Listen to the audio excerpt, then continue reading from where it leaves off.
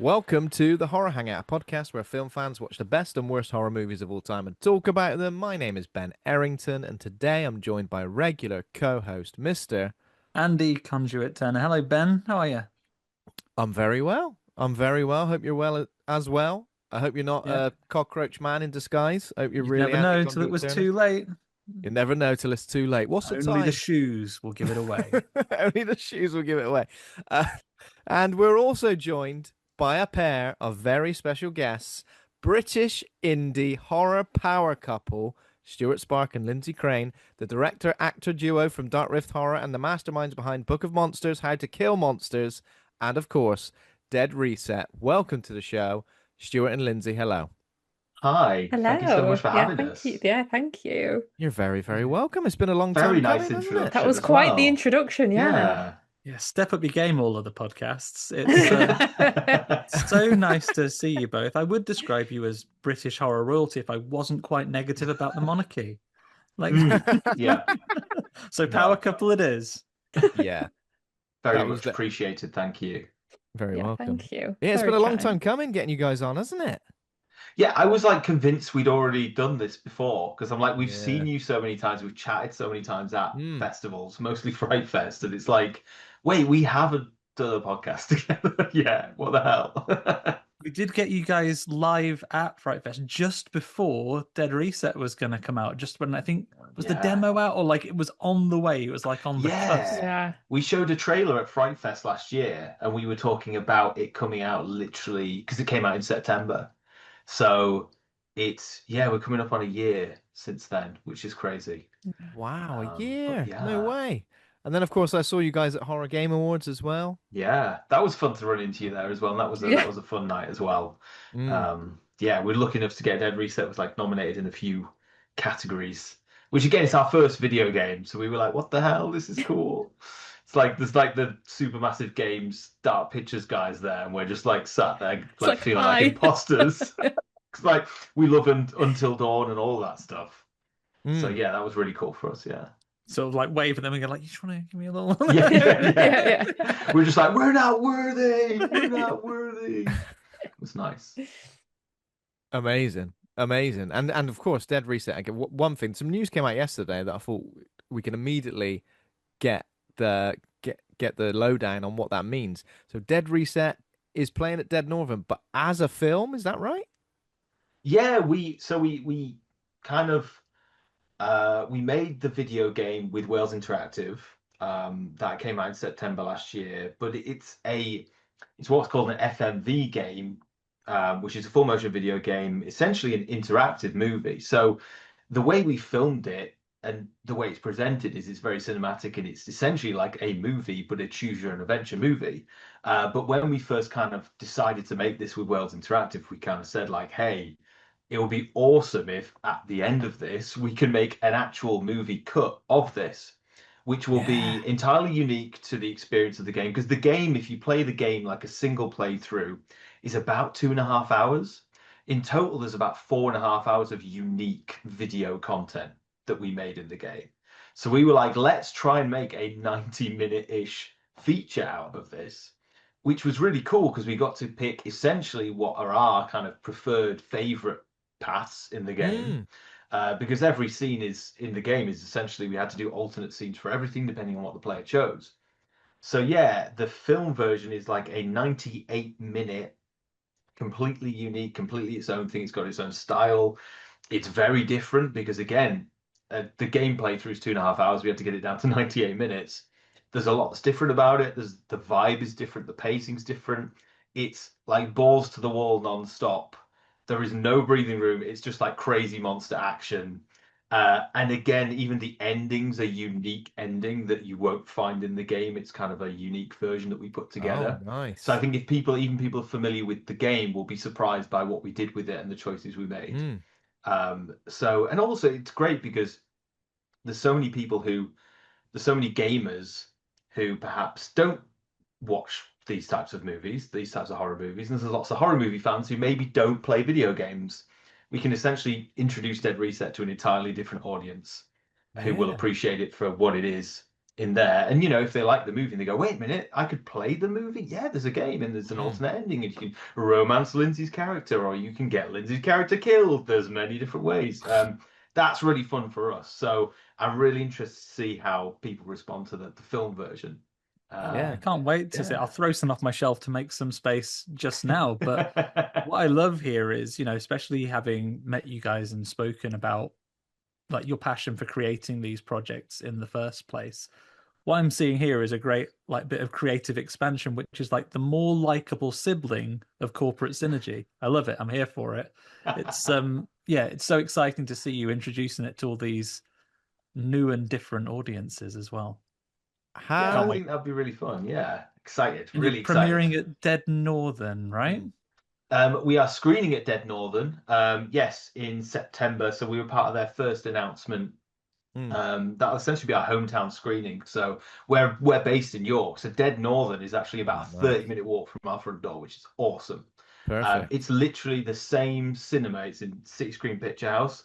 That's where me and Lyndsey screened our graduate films at university yes, we together. did.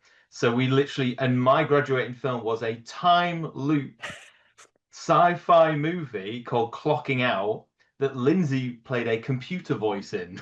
I did. I did. But it also featured a time travel chair And a time DeLorean. loops. And a DeLorean. We got a DeLorean in my student film, which was cool. Oh, yes. So that was, when was that, like 2010? I don't even want to say when that was. So that would be really cool to kind of go back to Dead Northern. We were lucky enough to have How to Kill Monsters, our kind of hometown premiere was there as well. Yeah, it won Best Feature at the festival in 2023, didn't it? Yeah, we were like blown away by that. It was such a fun experience, wasn't it, Lyndsey? It was great. Yeah, it was great. It was a lot of fun. Nice bunch as well. Those guys put together a tremendous event. I love that. Haven't actually made it to the festival yet. Last time I had tickets, the world conspired against me. Well, it worked out Oh. kind of nicely for us because you gave us your tickets. That was very kind of you. Oh, yes. Very Thank glad you. to see them go to a good home and good use. I do need to get down there one time, if not for the events, but they do a lot of sort of holiday centric ones, right? Where they tend to do like a meal and drinks and some kind of party along with a film. They've done Halloween, certainly. They've done sort of Christmas and New Year and Valentine's Day. Those guys put on a good event. Yeah, they did Jaws recently on the River Ouse on a boat, which was really cool. And yeah, it's a great vibe. Like, again, you're familiar with Fright Fest. I think they're definitely taking a lot of cues from Fright Fest because they're regular Fright Fest attendees as well. Yeah. So it feels like it's got that Fright Fest familiar vibe where there's a community there that you can kind of come back to every year and you feel like part of a family, but just on a smaller scale. It's all on one screen. I don't know if they're changing that this year, but it's what the nice thing about having the single screen event is you see everything. And they even did fun stuff. Yeah, exactly. It's like you're literally going there with your little passport and stamping it off, and they have kind of like really cool themed food around the movie. So at the bar, like Lyndsey was in a film called Zomblogalypse that was there, and they had like Zomblogalypse themed apocalyptic nachos and all this kind of stuff in theming with the films. And yeah, there's like a kind of a cool little traders market as well. It's just great, really, really great vibes. I definitely recommend getting up for it. Or Nice. down, because you're above us. Yeah, I'm slightly more up. yeah. There are very few film festivals that would be up for me unless I went to sort of the Nordics. But I'll come down. Amazing. So that's taking place the 25th to the 27th of September 2026. I was just going to ask, how was the process of like working out what the definitive theatrical cut was going to be for Dead Reset with all the options? Was there any moments where like other members of the creative team weren't so happy with the direction it was going or anything like that? I mean, it was me and Lyndsey sat at this computer, kind of because we'd spent. I mean, post-production on Dead Reset was about a year because it was such a complex beast. So we were already so familiar with it, and then we were watching people play the game on Twitch. We were able to see which bits people like, which bits people kind of were unhappy they got because of a consequence of their own choices. The hardest part was because in an interactive movie, the way that we'd shot it and scripted it is because the player is the one making the choices for the protagonist. things happen in a very different way in an interactive movie that in a linear feature film where the audience has zero participation feel really odd. That why is the character suddenly running over there? Why would that guy do that? Well, Yeah. in the game, you made that guy run over there and grab the knife. Sure. In the movie, I have to make sure that it plays safely in that linear zero choice free environment so that you don't have a protagonist who's just running around doing random stuff, punching people in the face, which you can do in Dead Reset. So we had to look at alternate take to make sure that the choices we did fit with a consistent characterization that we were essentially creating for this movie version. So kind of in Dead Reset, you can kind of play Cole, who's our protagonist, as either a bit of an asshole or kind of like the good guy or a mix of both. The movie has to be much more nuanced and subtle. It can't just be like, I'm the hero here to save everybody, or I hate everything. Because again, if you have a completely unlikable protagonist, people aren't really going to root for him towards the end. So, but at the same time, you can't have a guy who's just too lovey-dovey and happy all the time. Like, I'm standing up for goodness and justice. It'll just be boring. So it was a challenge. But again, I've got Lyndsey here. I'm going, Lyndsey. She comes in, watches, the next edit, and I'm like, watch this scene, what do you think? And we just did that a lot to kind Making of a judgment call. You describing that just then, Stuart, just thinks like how much it takes people out of it if suddenly the main character does something completely out of the blue and at random. I think you may have solved a mystery there. We've learned that the remake of The Wicker Man with Nicolas Cage was originally an FMV video game. That's why he just punches out that woman dressed as a bear. But it makes sense. And like, to give you a specific example, there's a choice in the game where you are creeping down a corridor with a gas mask on, and you hide because the monster comes around the corner and it hasn't seen you.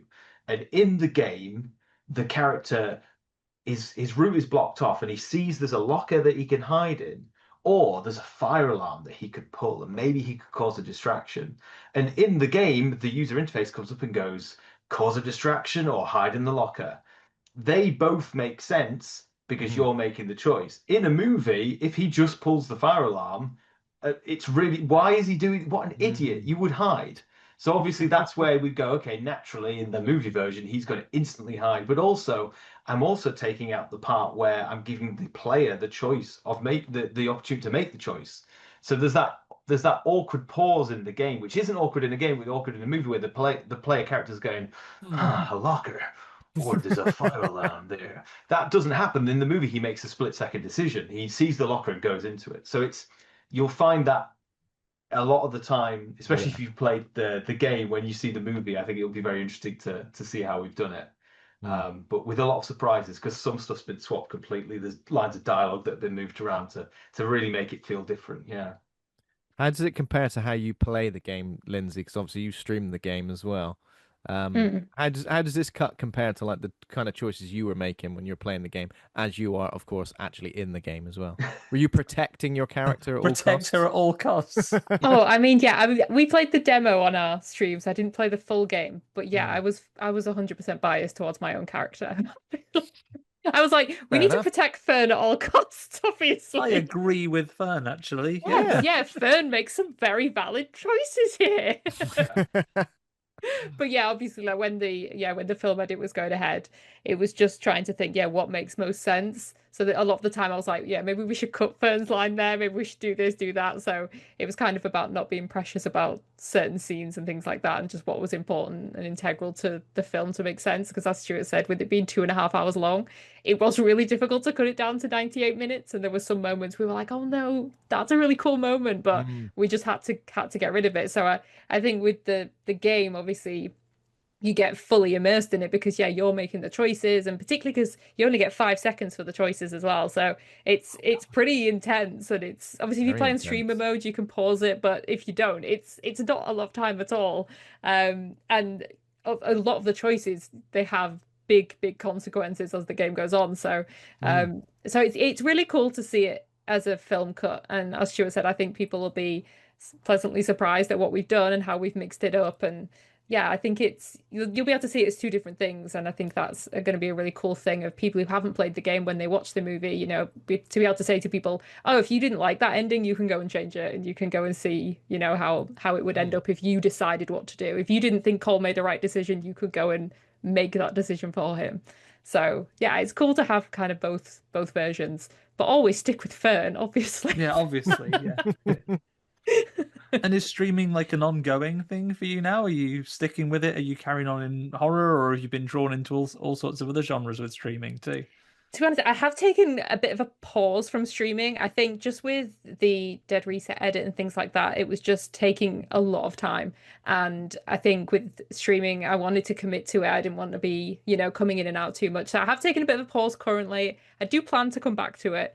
But I was continuing with the horror games, but I'm so bad at them, and it's like a problem. Like I don't seem to be getting any better, which I thought I would, but I'm not. And the last game I was on was Resident Evil 4, and I think I Okay. was up to like chapter 11 or something. But I'm not kidding. I was up to like 16 hours. Like that's how long I'd been in the game because I'm that bad. I get lost. I can't shoot the people. Basically, what happens is I don't remember where the keys are on my keyboard, so I have to look down, and then by the time I look up, I'm dead, and that's a problem. It's It's a painful problem. to watch. As a Exactly. gamer, Well, it's painful. I kind of like watching streams like that, though. I feel like when you watch a stream and someone's just like one shot and everything, and they're just like kicking ass, I'm like, all right, this ain't realistic.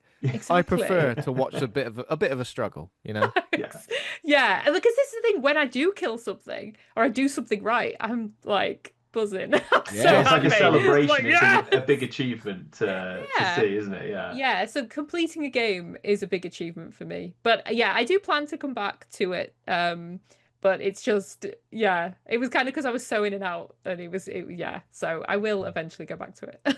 But I would like to play, a bit of Disney Dreamlight, The Sims, but probably not on Yeah, my Something current lovely. channel. You can get like Yeah. cozy horror games. Cozy games They on, exist. yeah, yeah. Oh, I'll never pull the title now. There is like an indie game that's recently come out, which is like horror coded Stardew Valley, where you go into like Yeah. a Amazing. haunted place You and like you're a building a witch lovely. in it. I'm pretty sure Charlie mentioned that. Yeah, yeah. Sure.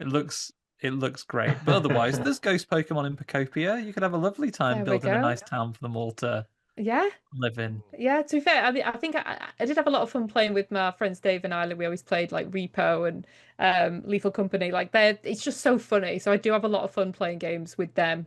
There was also, is it Viscera Cleanup? Me versus this Oh, water God, bucket yeah. was like Yeah. an absolute nightmare. I could not Great. keep that Very bucket up without spilling it. That was a nightmare. Most simple game, but not for me.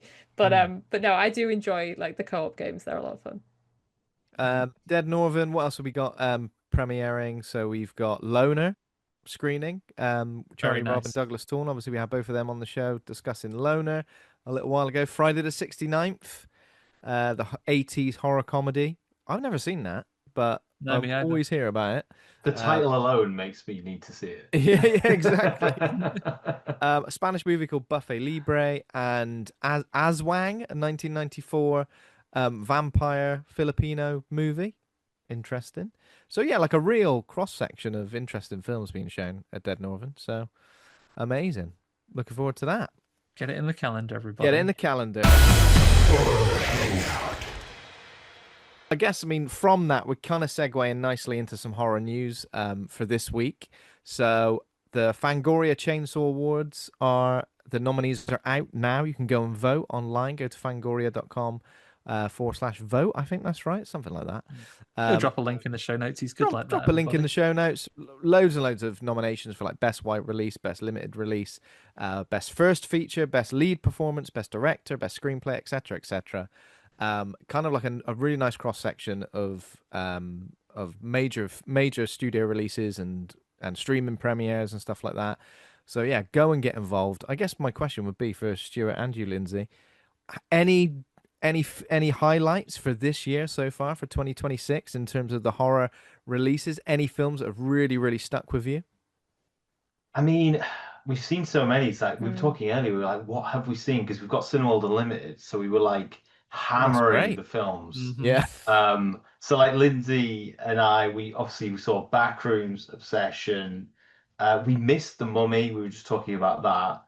Lyndsey, you really like Ready or Not too, didn't you? You were Yeah, I like, thought that was great. Yeah. Yeah. But it's like I can't. What came out this year?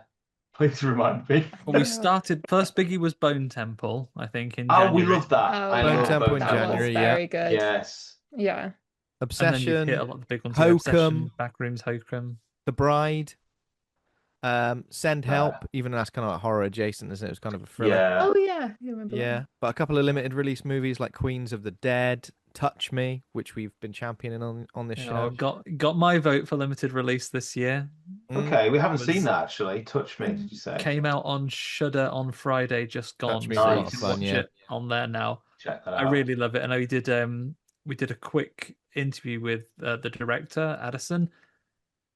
You guys would love him, like an encyclopedia of the. I've never felt so out of my depth when I was talking to him about the making of the film and That's the awesome. depth of reference he had for even like the background and like the dance sequence, Ben's favorite bit of the movie. Love that dance, don't you, yeah, Ben? it is. It is. That's not even Like sarcastic. It was great. yeah, it's That's awesome. such a tremendous depth of knowledge. And by his own admission, what happened is that he was a young filmmaker. Lockdown happened, and he sat and watched hundreds of movies. Oh That's no, I'm gonna have to watch fantastic. hundreds of movies. Yeah, Oh yeah. no. What better inspiration is there than sitting? And this is why I love good. Me and Lindsay both love good film festivals and just absorbing films Mm. because we leave going, "Oh my God, I want to make a film. I want to make another movie." Like, oh, I love that bit and that gave me an idea that we could do a whole film about that kind of thing. And basically, it's yeah, that's where we've got all our inspiration from. And it's I think every time we do a Fright Fest or something, we leave good. Oh, that was really good. Oh, we can make this, and the whole train journey home. We're just talking about the next Yeah, like film. what can we do next? Yeah, it's great. Anything that is, obviously favorites of the year so far. We've already had. It feels like horror in particular. Last few years, strength to strength. You come out of every year going best year we've had in ages. Halfway through 2026, an absolute belter of a year. Anything for the balance of the year that you're really looking forward to? God, I don't know what's because What's the Evil? Aren't we seeing Evil we're Dead? Evil Dead on Next Thursday. week. Evil Dead Yeah, Burn Yeah. next week. Yeah. yeah, really excited for that. Um, I don't know if it's God. horror, but that Oak Street film, End of Oak Street. I don't know if Oh, it's Yeah, I'm yeah. into That that. looks pretty cool. Yeah. Dinosaurs. An original Yeah. dinosaur property. Let's do it. Or is it a Secret Yeah. Cloverfield film?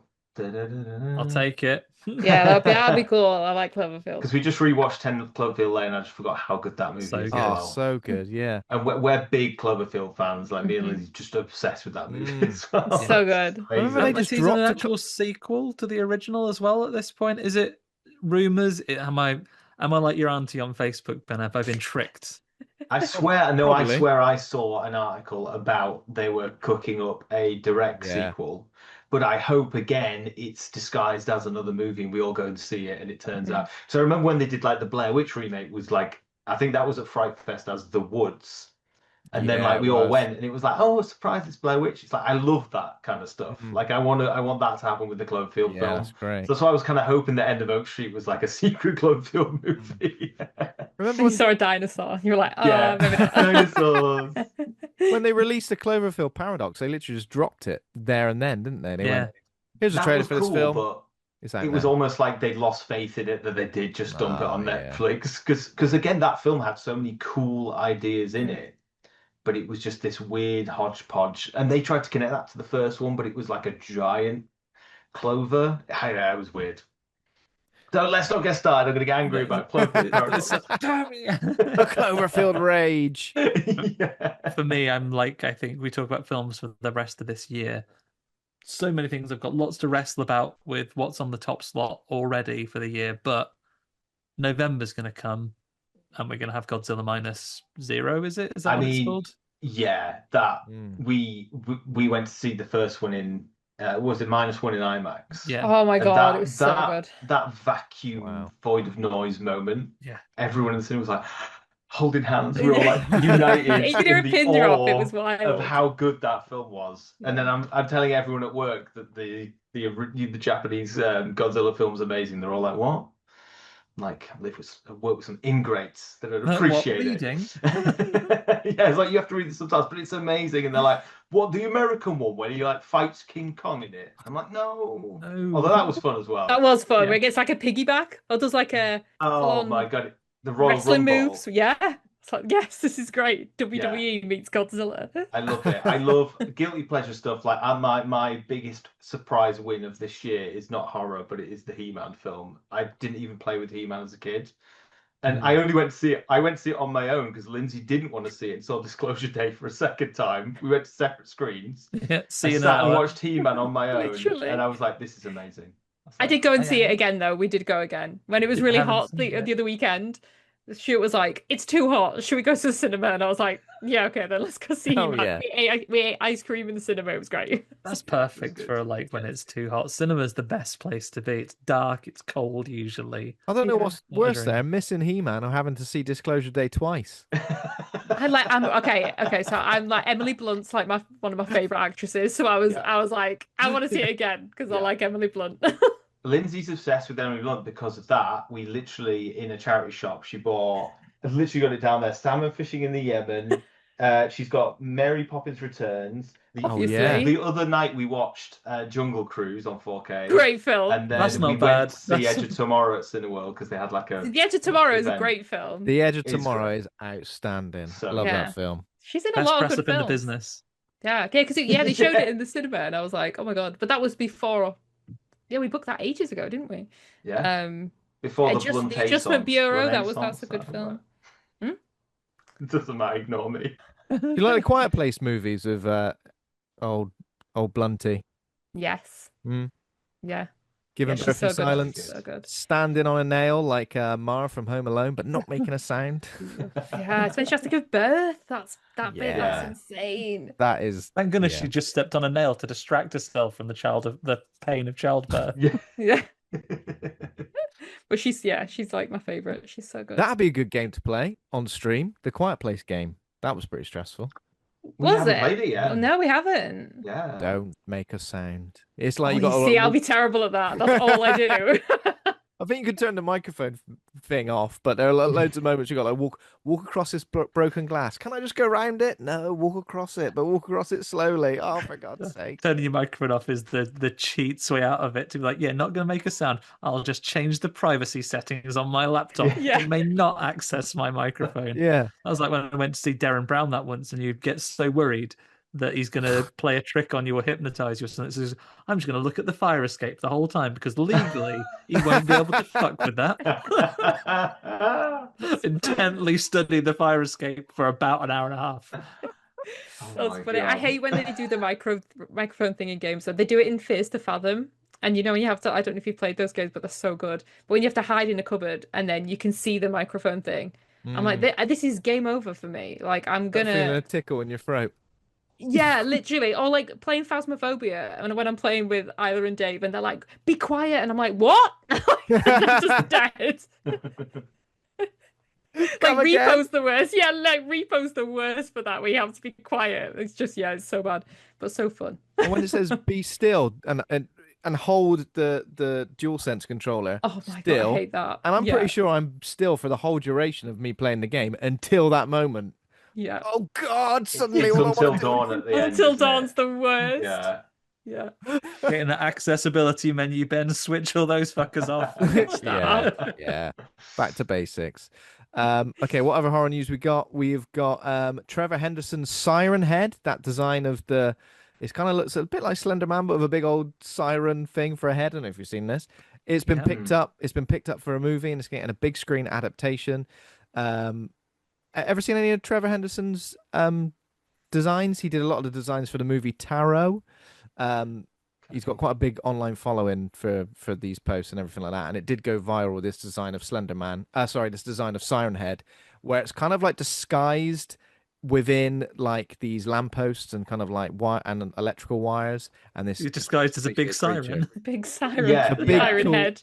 It's a big tall siren head, man, but it's been picked up for a film. And I think maybe Kane Parsons is involved somehow, maybe as a producer. So yeah, it's it could potentially be something big coming up. But we're gonna get a movie of that in 2027. and also a trailer for a movie called Nightborn, which is the next movie from the director of Hatching. I don't know if you ever saw that on Shudder.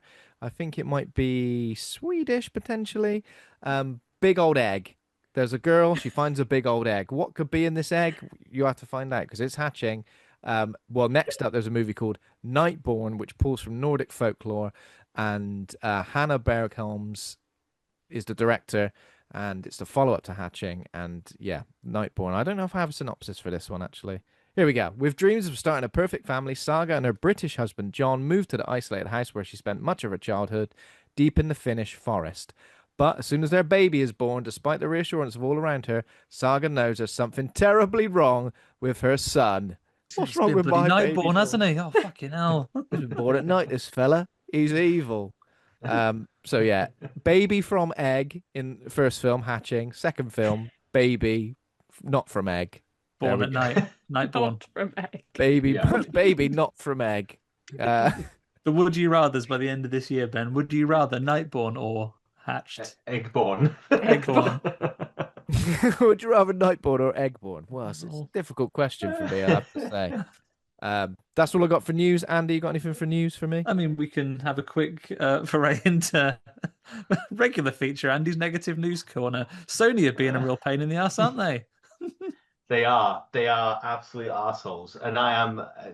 I'm surrounded by physical media, video games, and Blu-rays.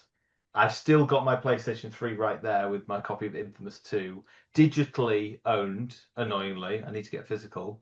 But yeah, apparently I'm not going to be able to go on the PlayStation 3 store soon either and download my copies of games that I bought many years ago.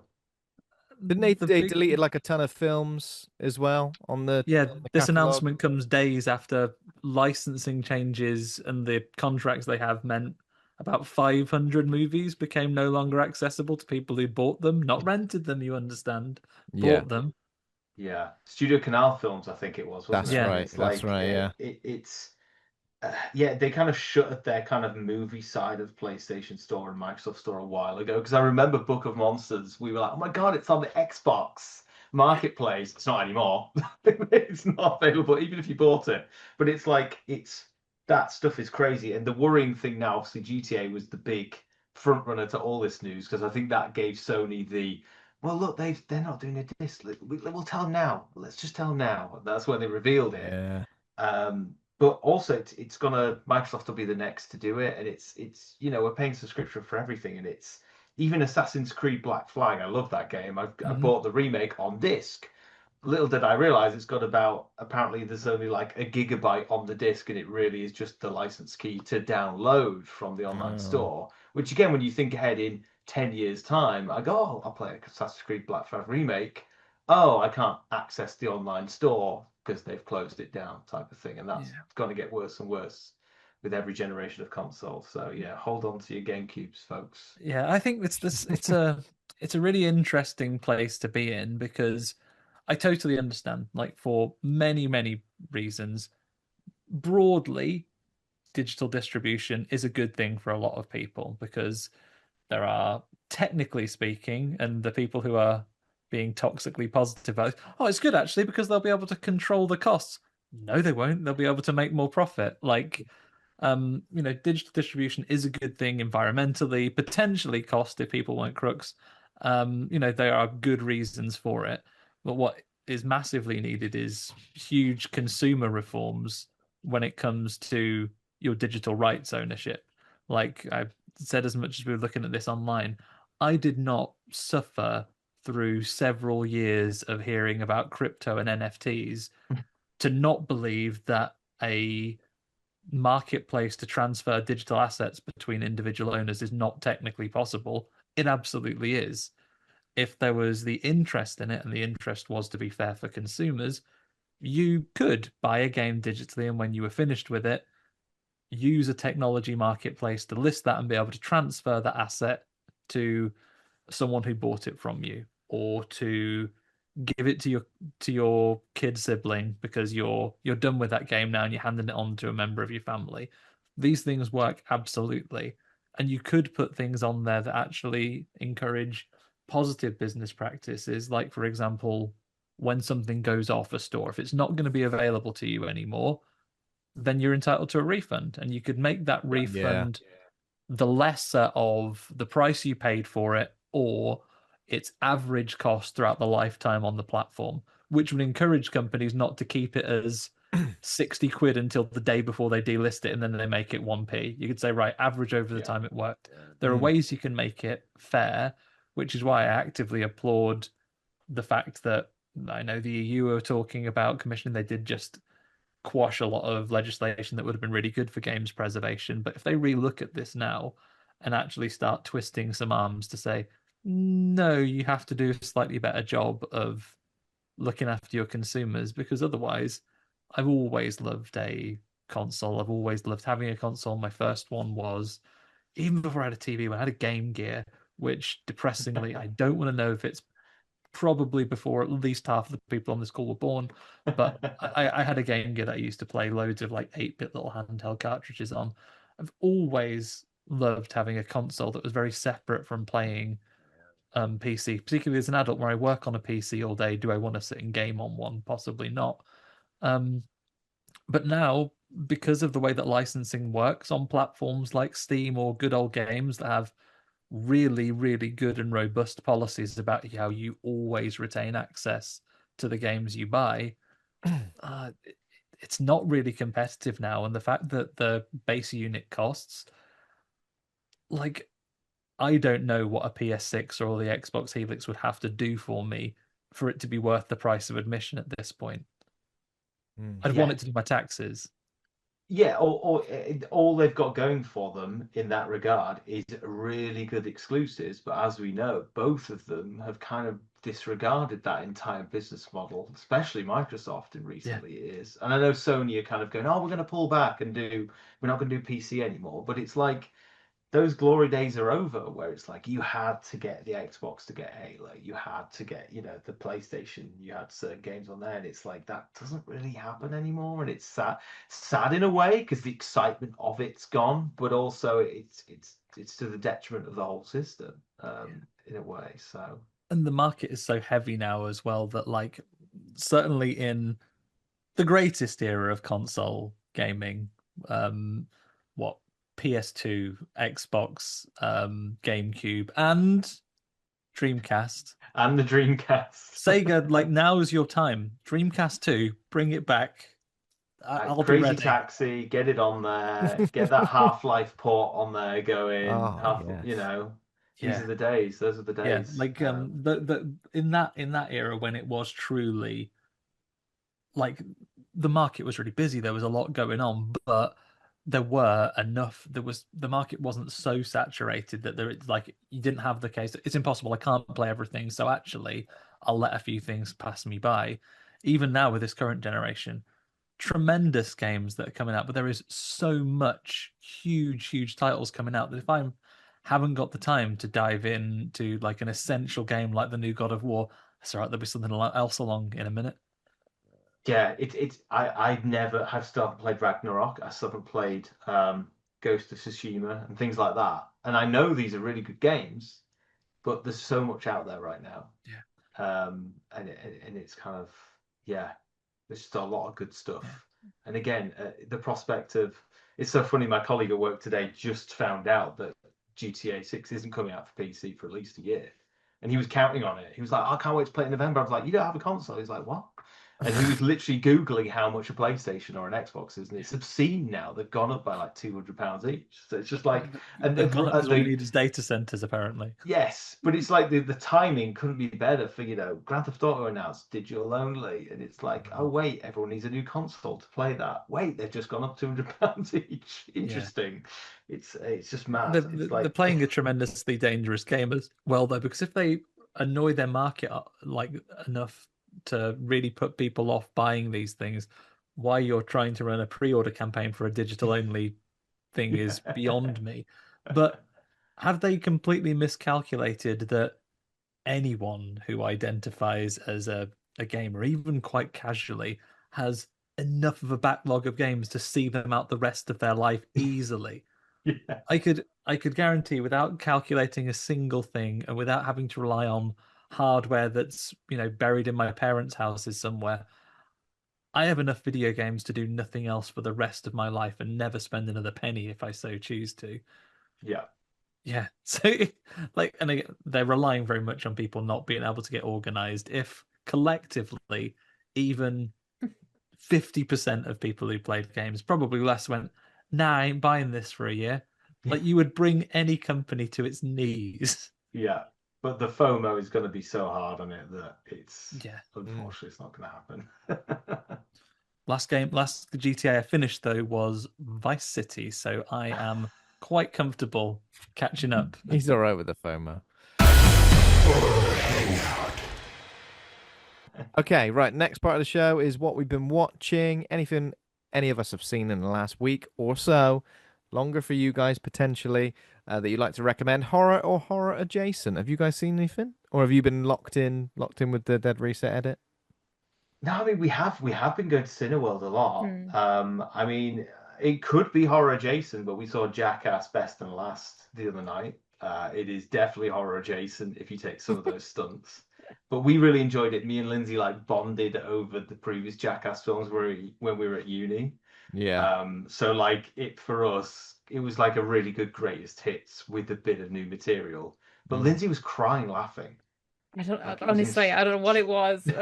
It's very rare that I'll cry in the cinema, obviously it films, but crying laughing in the cinema, that's always a joy. Yeah. But yeah, I don't know what it was, just some of the bits in it. I think it's always just when you're just having a good time and you just can't stop laughing, and then you laughing because you're laughing. Yeah. And then the tears were just streaming down my face. But Yeah. it was no, I enjoyed it because there was a lot more new stuff than I was expecting. I thought it was going to be a lot more old stuff, and then they showed like, I don't know if you guys have seen it, but they show some stuff that's never been aired before, which I thought was pretty cool. But it's great. You can see how much it means to them, and I think that's why I liked it, because they're so like passionate about what they've done, and they're quite emotional about it. So I didn't realize it was. I thought it was all new stuff. So when I've seen it, and when I watched it, I was a bit. I didn't realize it was going to be like a bit of a retrospective of the series, and also the well, obviously all the previous films. I saw something interesting the other day where someone was at an interview with Johnny Knoxville, and they said like, how many episodes of Jackass were there? There were only 24 episodes of Jackass, and they were all shot over 9 months, which I thought was insane, because how can you put yourself through that much stuff in like 9 months? That's crazy. Yeah, that's insane. Yeah, that's crazy. He's crashing like golf buggies while still being concussed by Butterbean. That's what he's. Yeah. Oh my god, well, he had a couple of near-death experiences, didn't he, as well, with that big red rocket? Like we were talking about that one. Yeah, that was wild. When it, like, if it had blown up at a different side, that would have been it. And I can't believe he did another ball stunt. I thought he was done with those. Completely knocked him out as well, didn't it? It's like, yeah. Oh my god. No, it was good. It was good fun, and I think I was crying laughing. I think the bit that was really making me laugh, I love that bit when they're in the dark and they pretend there's like a rattlesnake there. That's because that is just so. So and they try and push Bam through that door. We're like, no, safe through there, safe. Yeah. Saucepans hanging up. I just always love the high five one. It's so like simple, but it makes me laugh so much. It's the way Bam goes down from that completely straight. Just like, isn't there another one where someone's got like a tray of something? Yeah, it's soup. It's a tray of soup. Who is that? It's after he gets hit, and he's like, I wondered why people were trying to get me to carry all these soups down the corridor for no reason. I think it's like at 10 a.m. in the morning, tomato soup. Yeah. 10 a.m. tomato soup. They're all piping hot as well. Yeah. It's so funny. But yeah, we like the what else did we see? Backrooms was really good. And Obsession, obviously. Backrooms for me, I was like, I loved the mystery of it all, and the way it was building. It was a bit Dharma Initiative, Lost style, cool VHS-y aesthetic. And I'd never really seen the YouTube stuff, so it was just a nice new thing for me, really. It's cool. Played the game. Have you guys played the game? No. But it's on that endless backlog, which Sony should be worried about. Yeah. Yeah, the Backrooms games, we never completed it because I played it with Dave and Isla, and it nearly broke Isla because she was just so stressed with it. But we got stuck in one of the levels. We were very much stuck, but we played the level that the film's kind of based on. So that was kind of cool. Okay. But it's worth playing. Backrooms is a very good I definitely game. do want to play it. Is there Yeah. like a extended cut coming out as well, like with 15 minutes extra footage or something like that? Yeah, I I think heard it's out that. now. It's out right now, isn't it? Because I think it hits digital tomorrow. So I Mm, think it's literally a Yeah. very limited, and apparently it's all post credits footage. I So see. like you have to watch the exact same movie, then all the credits, then there's just 15 minutes of kind of extra kind Mm, of handy cam style stuff. But yeah, I think I'll yeah. wait for it to go. I didn't like it that much that I'm gonna rush back Mm. to see it again. But great that Backrooms and Obsession stayed in cinemas for as long as it did Mm. before it's available on digital. But you guys Yeah, said you enjoy. Obsession actively got pushed out, right? It was like it was meant to come out Yeah. like a couple of weeks later, and they went, no, this is doing really well. Mm. Good. It's Yeah, yeah, it's we done loved so it. well We yeah, loved it. it's really good. Really good Yeah, film. absolutely loved it. And I think yeah, just like it's been a weird summer of stuff because like stuff like He-Man I thought would like be gangbusters. And Mm. then you've got Supergirl again just not performing. And again we saw Yeah. Supergirl the other day and we were like, eh. I didn't Mm. hate it. It wasn't a bad film. It just wasn't a great film. It was It's just just a fine. Yeah. Mm. yeah, because I really loved I love James Gunn. I love his stuff. I love Slither, obviously fantastic movie. Yeah. Guardians of the Galaxy. Me and Lyndsey were obsessed with the Peacemaker TV show. So funny. I Oh haven't seen yeah, it's season good, 2 isn't it? yet. Oh, No, season nor two have is even I. I've only better. seen Oh, it's season one. brilliant. You've got to watch it. It's so funny. Yeah, it was But good. yeah, I really enjoyed the Superman film. It was just campy, weird. It was like a comic book. I was like, cool, this is very different to all the other Superman films. But Yeah, I yeah, really got Supergirl was into his just Superman. I like Creature Commandos last year as well. That was good. yeah, yeah. It's I good will get around stuff. to it. I just haven't yet. I'll give Mm. Supergirl a go. Andy, have you Yeah. seen anything you wanted to Couple mention? a little bits, Ben. One, we just talked comic book movies. I've found a wonderful intersection. I was down the old charity shop the other day, and I found from 2024 like a DC Comics like presents horror like series, little short horror anthologies, series of 4. Only the first 3. Issue 1 has a story by David Dashmalchian in it as Oh, well. Oh, nice. nice. But it's presenting kind of DC comic heroes with a horror spin to the little stories that are in of them. As with all anthologies, your mileage will potentially vary. There are some of them that you can definitely feel you have a short horror story that you want to do, and you have just put a Batman character in this because now it fits in this one, but it's not essential to this that it works. There are a couple of ones which don't actually feature like your main Justice League guys, but are just weird sort of the kind of characters that James Gunn would pick out of obscurity to do in there that have got these weird horror stories about them that I really enjoyed. There is one that is about his name is like Adam Strange or something like that, which is like a pulp era character, proper like Flash Gordon style. He is a man that was exposed to this thing called the Zeta beam that then transfers him sort of John Carter of Mars style to this weird planet where he's the only human and he's like a space adventurer and he has a wife and a family and like he's basically the king of this planet. And then periodically the beam wears off and he's sent back to Earth and he lives this kind of dual life. And in this short horror comic, he's got some weird spores on his shoes when he gets sent back, and they're trying to clean his shoes before they get back. And then it fast forwards to humanity. Everyone's got these swollen heads, and they go up to the roofs with their heads split open, and these like parasitic spores come out. Mad. It's incredible. And another good one was might even be below James Gunn's reach, like this weird character called Matter Eater Lad, who is a man who can eat anything. Yeah. And he finds himself on a space station where there is a zombie outbreak. And obviously he can eat anything. And he's facing down against all these zombies. Brilliant. Really good, Mm. really funny. Like, yeah, goodness knows. I'm imagining they probably put them together as a trade paperback or something by now, but I just got the 3 of the 4 issues in the old charity shop. I read them though, so if you're in and around Perth, Scotland, I'm going to go and donate them then to probably the library shortly. So maybe you can have the copies I'm done with. I watched a couple off the old screener list as well, Ben. People have been good enough to send us a few bits and pieces. One of them I watched was Dragon. It is not spelt dragon, missing the O because it is an acronym for, and I don't know what the acronym stands for. It is in the film. It is a lovely bit of technology gone bad in the world of AI. It's a big drone with artificial intelligence in there in a time when lots of folks are talking about human autonomy with deadly killing machines. Guess what? It goes and does a big load of killing in this like independent horror movie. It is out on Apple on a platform I can't say, Rakuten, those guys, Oh yeah. and the Amazon store. You can buy that and stream it and rent it online as of the 6th of January, which checks watch is today, not January, July. Wishing my life away. Yeah. 6th of July. It's out as of today. It is directed by Peter Weber. At time of recording, I'm gonna have a little chat to him tomorrow morning. There'll be a Oh, little lovely. interview in the feed coming up soon. He directed Hannibal Rising, Yeah. old Hannibal nice. prequel movie, wasn't it? Yeah. Nice. Sweet. Yeah, filmed Lovely. and set in Serbia, like really interesting, like this forest setting.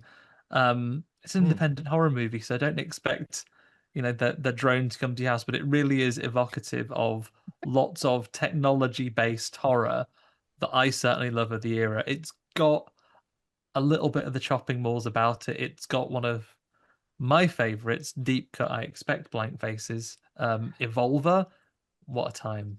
Oh, Evolver. Evolver is. I haven't seen it. We'll talk about it another time, but it's about like a laser tag robot toy called Oh, Evolver, and every time you beat it at this game of laser tag, it gets smarter it and gets better. better. And before you know it, this 1995. robot is commissioning like kitchen knives into itself and holding his mum hostage and all these other things. It's great. But yeah, Sounds Dragon wonderful. is about that. It's a technology gone rogue, and it's not those big executives that it's hunting down. Unfortunately, it's the working men and women that have been sent out to do some field testing. Yeah, I had a lot of fun with that. We'll talk about it more with Peter tomorrow. I also watched a film which I think was Fright Fest last year, but we didn't manage to get round to it. It is now available to own from Signature Entertainment.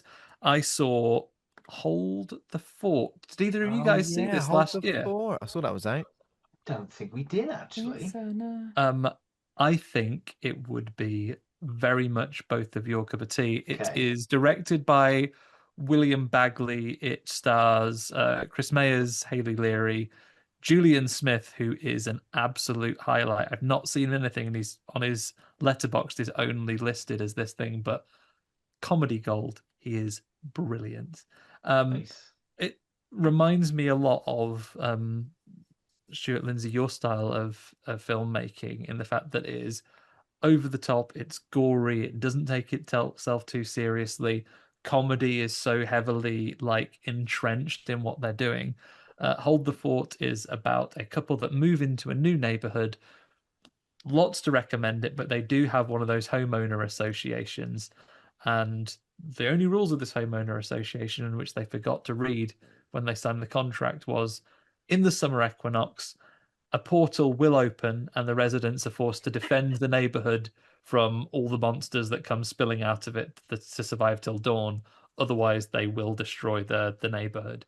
This sounds like Bloody something hell. we would have made. Yeah, I was This going to say that's sounds very awesome. Stuart Sparke. I love that idea. I'm going to watch this. I'm writing it Yeah, down. it's available now. It didn't say in the press release what country it was in, but they gave me a copy to watch in the UK, so I imagine you'll be able to get it here. I loved it. It would go into, if I was programming my own festival, I'd have it right up there with How to Kill Monsters, with Here for Blood. I don't know if you've seen that as well, which is No. oh my yeah. goodness. Stu, get this on your list. This Wait, is what Yeah. is the right? I'm getting the list together right now. right, get this list. So Hold obviously the podcast.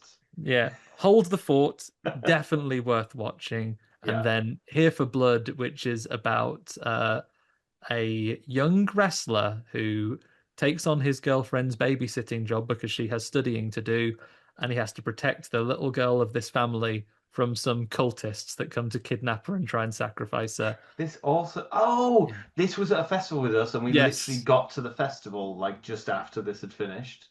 So Really- I need to see this as well. Both Yeah. really good. You could do these as a triple threat, and you would have quite the Amazing. evening. Really, really good. But yeah, Bookmarks. Hold the Boom. Fort, full marks. Really, really enjoyed it, and you can get that now. Oh yeah. The other thing, Ben, I'll talk about it more when we do the film. I noticed in the credits of Mimic as it started, based on a short story, isn't it? Yeah, I did see that. Based on a short story that isn't very long. It is by, read his own handwriting, Donald A. Wollheim. Mm. And you can get it. You can listen to it. It is recorded. There is a podcast called the Lost Sci-Fi Podcast. The story is called Mimic. It's about 15 minutes of your time. Really interesting. yeah. You can listen to it for free right now. I did it this afternoon. Oh, lovely. Lovely great. stuff.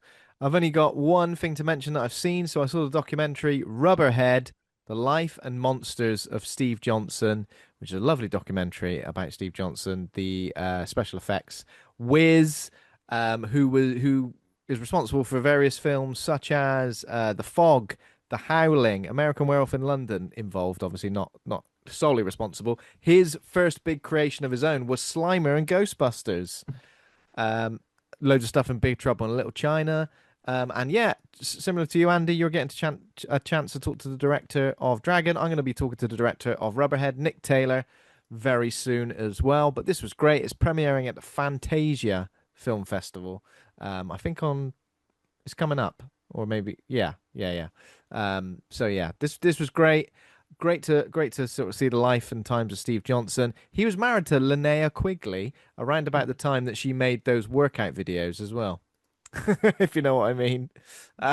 Absolutely. The people of the internet will know what you mean. And People of obviously, the her big day of the year, the 3rd of July, would have, the day Yeah. from Oh Return my of the Living God, yeah, Dead of course. just passed us by. Just We've just passed had a us by. Linnea Quigley day.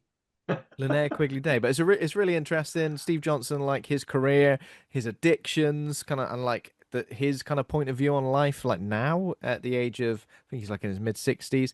He was oh yeah, he also made the Doctor Octopus arms in Spider-Man 2, which The is most the horror-coded most Marvel films ever horror-coded. went. Yeah, Yeah, exactly. that scene with the doctors when he kind of comes back with the Yeah. shadows, so Oh, good. classic, amazing. But that was it. That's all I've seen. Apart from, of course, the film that we've all seen for the week. Mr. Funny Shoes, the movie. Mr. Funny Shoes. Mr. Funny Shoes, the movie, also known as Mimic. And that is a 1997 American science fiction horror film directed by Guillermo del Toro in his English language debut, based on Donald A. Wollheim's short story of the same name, which you just bloody mentioned, didn't you, Andy? Stars Mira Sorvino, Jeremy Northam, Josh Brolin, and F. Murray Abraham. Its plot follows the creation of a genetically modified insect designed to battle an infected cockroach infestation that rapidly evolves and begins hunting humans. That's not very nice, is it? In terms of ratings and reviews, we've got 6 out of 10 on IMDb. Rotten Tomatoes, 68% critic score, 37% audience score. Letterboxd 3 out of 5. Some choice reviews. Adam Bolt says, ooh, yucky bugs, gross. 2.5 stars. Tawny says, bomb the whole city with raid and problem solved. 2 stars. A fairly bland and derivative 90s creature feature from Del Toro, says Danny, 2.5 stars. That's not very nice either. But Suspiria Liam says, such a fun little underrated monster movie. Guillermo del Toro never misses, 4 stars. Probably a little bit closer, isn't it? So there we go. Mimic. What is everybody's relationship with this film? As we know, Lyndsey, your first time seeing it as well. It was. It was. I had no clue what it was about either. So No? I was like, yeah, no idea. Totally blind. Yeah, I kind of like doing that though sometimes. Like Absolutely. when we were Yeah. talking about Obsession and the Backrooms, I didn't watch the trailer or anything. I just went in Mm. and watched it. But yeah, with this, I had no clue, and all I knew was she was like, oh, it's a Del Toro film. I was like, okay, cool. And Absolutely. yeah, I didn't know it was going to be about human-sized insects, because I was like, when they first showed, I was like, why does that man look like an insect? And then realized that's the plot. You'd have seen straight through them. Funnily enough, you're leaning into what old mate Donald even thought in the short story, because apparently they mentioned this in this very, very brief short story, that the mimic bugs mostly try and avoid women because they notice them more easily. You've just proven it. There we There you go. There. Yeah. Is it because that popular Intuition. culture would lead us to believe that women pay more attention to people's shoes? Possibly. The big giveaway. Yes, yeah, the funny shoes. So yeah, and Well, his big cape. I was like, why has he got a big cape? And I realized, oh wait, those are the wings. Well, we kind of were talking at the beginning because I was like, "Oh, the music sounds like Scream," and then Lyndsey was like, "Oh no, it's the same composer as Scream." And then we were kind of like watching the first 20 minutes. We were like, "This is basically Scream. It's like a slasher film. There's a creepy guy in a trench coat who's stalking people and getting people, and the mystery is who's doing the killings. It just happens to be a giant cockroach, which again is how me and Paul come up with all our movies, because we always joke that The Creature Below is that Paul wrote a kind of like love triangle between two sisters and the boyfriend. And I said, that sounds cool, but what if there was a giant squid in the basement? And that was part of the love triangle. And that's how it became, the film that we made. And I feel like that's what they did with this. Let's make a cool New York slasher movie, because the style of it and everything's so gritty. Especially the cinematography and the lighting, it's just great. And then it's just like, oh, it's a slasher film with giant bugs. I fucking love And it. how regularly it kills children as well. Yeah, I know. Yeah. Lyndsey was Absolutely shocked. brutal. I was like, Shocked. yeah, when those two little boys, I was like, they're not gonna. Oh, they did. They did. You're like, I'll just check the back of the box, see where it says mild peril. Oh no, Yeah. that little Mild boy peril. has been halved. Yeah. I tell you what, though, you've solving mysteries left and right today, Stuart. Like, arguably, the parallels with Scream, I would have liked that better if that was the ending of Scream 7. Can you imagine what a coup de grace if they'd unmasked that person? It's not, spoilers for Scream 7, everyone, it's not a man you met once that used to work for Google. It's a big 6-foot cockroach. Sidney Prescott would not have seen that coming. No. Oh, Scream 7 was so bad. Not right. I was absolutely devastated. So I'm the biggest Scream fan. Yeah, and I Lyndsey was can so quote Scream. Literally, I was so excited for Scream 7. Like, Nev Campbell's back. She's the ultimate Scream queen. I was like, yes. And then I'm watching the film and I'm like, oh no, what's happening? And then the killers are revealed, and I was like, who is that? Who's that? I was like, oh my god, what is happening? Yeah, I was. Oh no. I felt like, who is that about both of them? Yeah. About one of them. Yeah. Both of them. Yeah, and then I thought, surely they're gonna save it, and surely, like, again, spoiler, surely Stu's gonna walk out. Let's just do it. Let's commit. Yeah. No, let's just have him as an AI, like, FaceTime horrendous. I was like, where's the Scream voice? I felt like that was missing from Scream 7, was the lack of the Scream voice, like the most iconic thing from Scream. I was like, wait, what's happening here? It's dead. Hi, it's me, Stu. I'm here on the volume. And honestly, those terrible when you watch those like terrible green screen karaoke booth videos, that's what all of those were. And they didn't even they just went, hey, can you just come in? Do you need me to do my hair like I was in the character? No, just fucking show up with the same clothes you're wearing right now. We'll just film you on the screen. We've mentioned that before, how the characters age even though they've died. That doesn't make sense. Like, well, at least then, I guess in this one, the one credit I'll give them is maybe they're trying to imply they were still alive. I don't know why Skeet Ulrich's ghost apparently continued to age. Yeah. Maybe that was his punishment. What's that about? But Lyndsey is such a big Scream fan. Lyndsey, what is the prank call? Who is the prank caller in Scream 2? Corey Gillis. And what's his phone number? 555-0176. Hot flash, Corey. That's what she said. Obsessed. That's what Nev's got. Thing is, I feel like that is the ultimate pub quiz question. If someone's like, what is the number that Nev Campbell gets called as a prank call in Scream 2?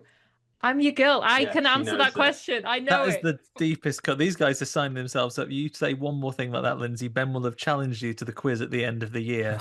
And it's going to be... I like how you say you could answer that. I feel like you might be one of maybe 5 people who could. Yeah.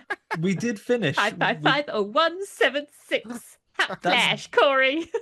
That's a deeper cut than I did one as the final question in one of our quizzes. I did what I thought was a deep cut Scream question, but I feel like you would shrug it off like it was nothing. Oh, you've got to tell us what it is now. Yeah. In the Stab movies, who is it revealed played Sidney Prescott? Oh, in the Stab. Oh, what's she called now? Tori Spelling. Tori Spelling, yeah. Yes, see, Got it right. like that was just a casual conversation in the Sparke household. Yeah. Tori Spelling, yeah. You don't understand when they announce, every time they announce a Scream film, me and Lyndsey will discuss what the plot will be. And because I really like that idea about the Stu cult, like he was in a mental asylum. And I said this about Saw as well, because I thought that the only logical way to do Saw now is to have the cult of Jigsaw, who have kind of infantilized him, and they've made him this symbol. And there's thousands of them around the world, and that's the only thing they can do with Ghostface now, is have a cult of Ghostface. There's hundreds of people, and they can be activated at any time, like almost like a terrorist cell. They get a phone call, and they're like, "You're Ghostface today. Go and murder this person." I'm like, that's the only logical thing, but they've still not done it in either franchise, because they keep going, well, we've got to bring back the main bad guy who died 10 times. Well, Got to yeah, refer back to that conversely, thing. if I'm an executive, I could put 2 baseball caps on Tobin Bell, making him look 20 years younger. Didn't they hint at that? Fellow kids. Give him a flip phone. Yeah. Didn't they hint at that with one of the Scream movies? Remember in the trailer there was like a reveal and there were all these ghost faces on display. Was that number 6? That's when I had the Yes. little Ghostface memorabilia museum. I thought they were going to do Yeah. a cult of Ghostface thing in that one from the trailer. Yeah. There was a bit in Again, 7, it could have actually. been. Oh, sorry. Sorry, no. What No, I was what going you to say there was a saying? bit in 7 when Sydney's like running, or her daughter, one of them, they're in the street. And Stuart and I were saying how cool it would have been if suddenly like a load of Screen Girls just stepped out. Because there's a bit where they're both on their own in the street, and you're like, wait, where's the killer? Like, what?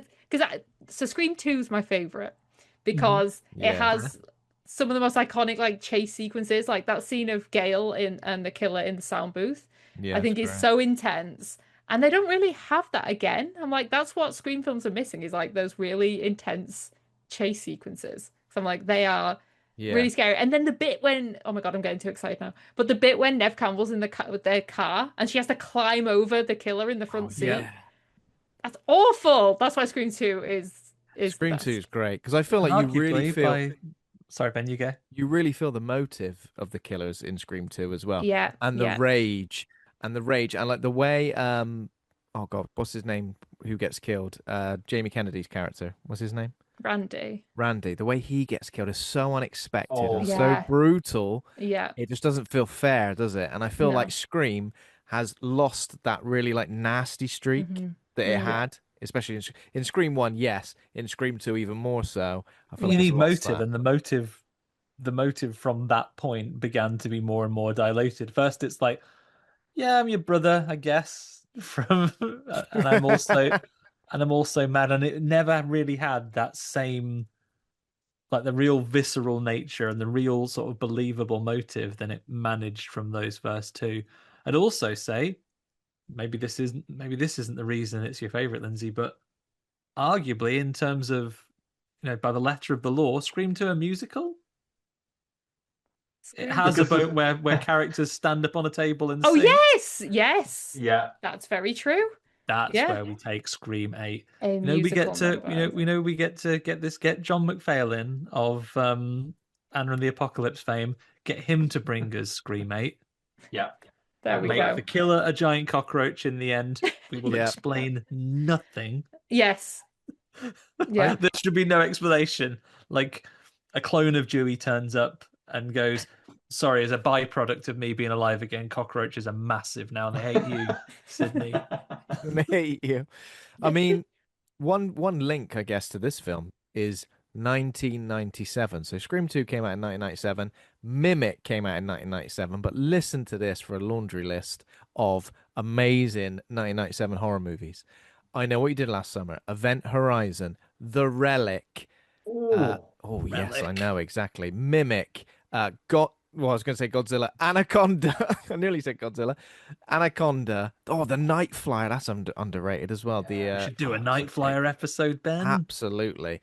For me, The Relic and Mimic are 2 films that I feel like have always connected for me because I used to watch them over and over again, and they kind of like bleed into each other a little bit. I was a bit like, is this one in the museum or is this one in the Well, I sewers? literally, me and Lyndsey towards the end, I always love turning the director's commentary on when the credits are rolling because you get their final thoughts. And Sure. literally, Del Toro says, he's like, oh, as we were wrapping post production, we found out there was another movie with a very similar name, with a very similar plot called The Relic. And it was like Mimic Relic. And one of the famous reviews was just like, whichever one you want to see, they're both the same. And he was really pissed off about that. But he was like, yeah, I really like Relic too. It's a great movie. It's like, it's the same. The kind Relic of is thing. great. Yeah, we've done an episode on that. I think I mentioned this to you and to you before, Andy. I don't know if you guys remember this. You remember Front Row on like cable where you could like pay for the movie and it would like start like within an hour and you could like choose the time. Yeah, If you had a yeah. chip box, it would play the same movies over and over again. So you just Yeah, like did you tune rent in. them for 24 hours and it just basically you could access that channel for a while. It just rolled. That's right, yeah, exactly. But Mimic and Relic and The Relic were playing all the time, and I watched them so much. So I think for that reason that they've kind of got this like they definitely have this like shared DNA as well. Yeah. This like monster movie, but like in really tight dark spaces. It's got the lighting and the grunge of Seven, but it's like a silly monster movie. The opening credits are very Seven, aren't they? In this film. Yeah, I said that to Lyndsey when it came up. I said, "Oh, I love the opening credits of this. Just like the kind of like flash photography crime scene, but with bugs pinned to wood." And but yeah, I swear Relic at one point they go into a sewer and they're trying to get through a sewer grate while the monster's there. Now the exact same thing happens in Mimic. Like it's there's a bit where they go along we've done an episode of that, and it's absolutely rife with like custodial facts about Chicago and the architecture around there. And there's that bit in the sewer where they have the dogs that I always remember. Like my history with these films, show my age here as I fade to absolute dust, like the man looking after the Holy Grail. Saw them both at the cinema. Did you? Yeah. I wore an onion on my belt, Ben, which was the style at the time. And yeah, I always date myself with it's always a good gauge of finding out how old you are is did you go to Blockbuster after school or after university? Yes or no is like that's my dating gauge for people. Definitely after video school. shop before I had a video shop on Silver Street, now a very nice Italian restaurant that I went to the other week when I went to go and see my friend. That was my video store that I used to go to and get like old VHS cassettes out. But yeah, I saw this at the cinema and it was very much my vibe at the time. 1997 sort of 15 certificate horrors that I just turned old enough to be able to see, so I didn't have to go into the cinema and make sure the ushers heard me talking about how stressed I was about my GCSEs, because I really was now. It wasn't just oh my goodness. I'm stressed about bloody cockroaches turning into like disguising themselves as human beings and coming at me. That's what I'm the most terrified about. So in terms of the setup for this film, so in New York City, cockroaches are spreading the Strickler's disease. It's killing hundreds of the city's children. And unable to develop a cure for the disease, Dr. Peter Mann, who is the deputy director of the CDC, recruits entomologist Dr. Susan Tyler to genetically engineer a Judas breed, which is a hybrid between a mantis and a termite, that releases an enzyme which accelerates the roach's metabolism, and these roaches burn calories faster. And they cannot nourish themselves. They starve to death, and this eradicates the disease-carrying insects. Bloody complicated, isn't it? Imagine trying to explain that really quickly to someone. What's this film about, then? His old man from the CDC, is he like an ideas man? And he's literally gone to this entomologist and goes, can you do this? Yeah, sure. Yeah. Peter Mann and of course, and our main character, Mira Sorvino, Susan, they love each other, don't they? They're all over each other in this film. God. When you get into a project together, it can happen. All these relationships that happen at work, eh? Yeah, you guys very know fast, well, right? So like, you know, it's we make one film, we make another, then another, and it just grows. And you know, we design one bug, another bug. Yeah. Same thing. Can't stop designing bugs. You've designed this bug so well, it's actually evolved. It's evolved over how many years is it? Is it 3 years? Just 1 year, right? Because they have that press conference absolutely astounding that this is not bigger news. They Yeah. just have like a little bit of fuss that this woman saved the world, effectively. It was gone, oh yeah, we'd have all died of this. Basically, this, what does he say, Ben? Strickler's disease, it fucks up kids, right? It makes them have to go into like a sort of dystopian hospital doing like ET breaths in like an oxygen tent. And the doctor's just going through, most of these lot won't make it. And then this woman's invented it, and there's just like a little press conference at City Hall. She's Like, invented well this. done. Yeah, well done. And then literally they're watching it on TV because they're in a relationship now and they're doing romantic things like falling in the bath. That stressed me out that bit because I was like, what a mess! All Yeah. that Very water on the stressful. floor. I was Very like, stressful. and We getting in live the in a bath with your high-rise. clothes on. Didn't they recreate that in a Superman? I Yeah. swear it's in Man of Steel or something like that. Is getting in the bath in your clothes because they're Absolutely so in not. love. So in love. But of all the people that could fix that problem, you live with Superman. Yeah. Clean up in a flash, wouldn't it? He you can know? fly around the world so fast that it goes backwards and you never went in the bath. There you Yeah, go. true. He could laser dry the tiles before it goes through to your neighbour's house. That romantic scene should have been spoiled by the old man downstairs, like beating on the ceiling. Yeah. Taps are leaking. Do you think these little romance scenes do much for these characters, though? Do we feel it? Do we feel it? I don't know. I don't know if I'm entirely on board. Progressive filmmaking, like in any other film of the era, I think it would have been the female character that was desperate to settle down and have kids. But Mm. old Peter Mann, he can't Yeah. wait to start a family. He's like, Yeah. please drink this folic acid or whatever else, this sort of witch doctor cure I've found to make sure we can definitely have a baby. He had ice in his pants, didn't he, or something like that? Yeah. He was like, "I want ice in my pants for her." Oh, yeah. The thing about him is he would make a really good villain in a Yeah. movie. He was just like, "We cured the Judas Priest bugs, and now we're gonna have a baby." And it was like, "Whoa, dude, you're getting some vibes right now.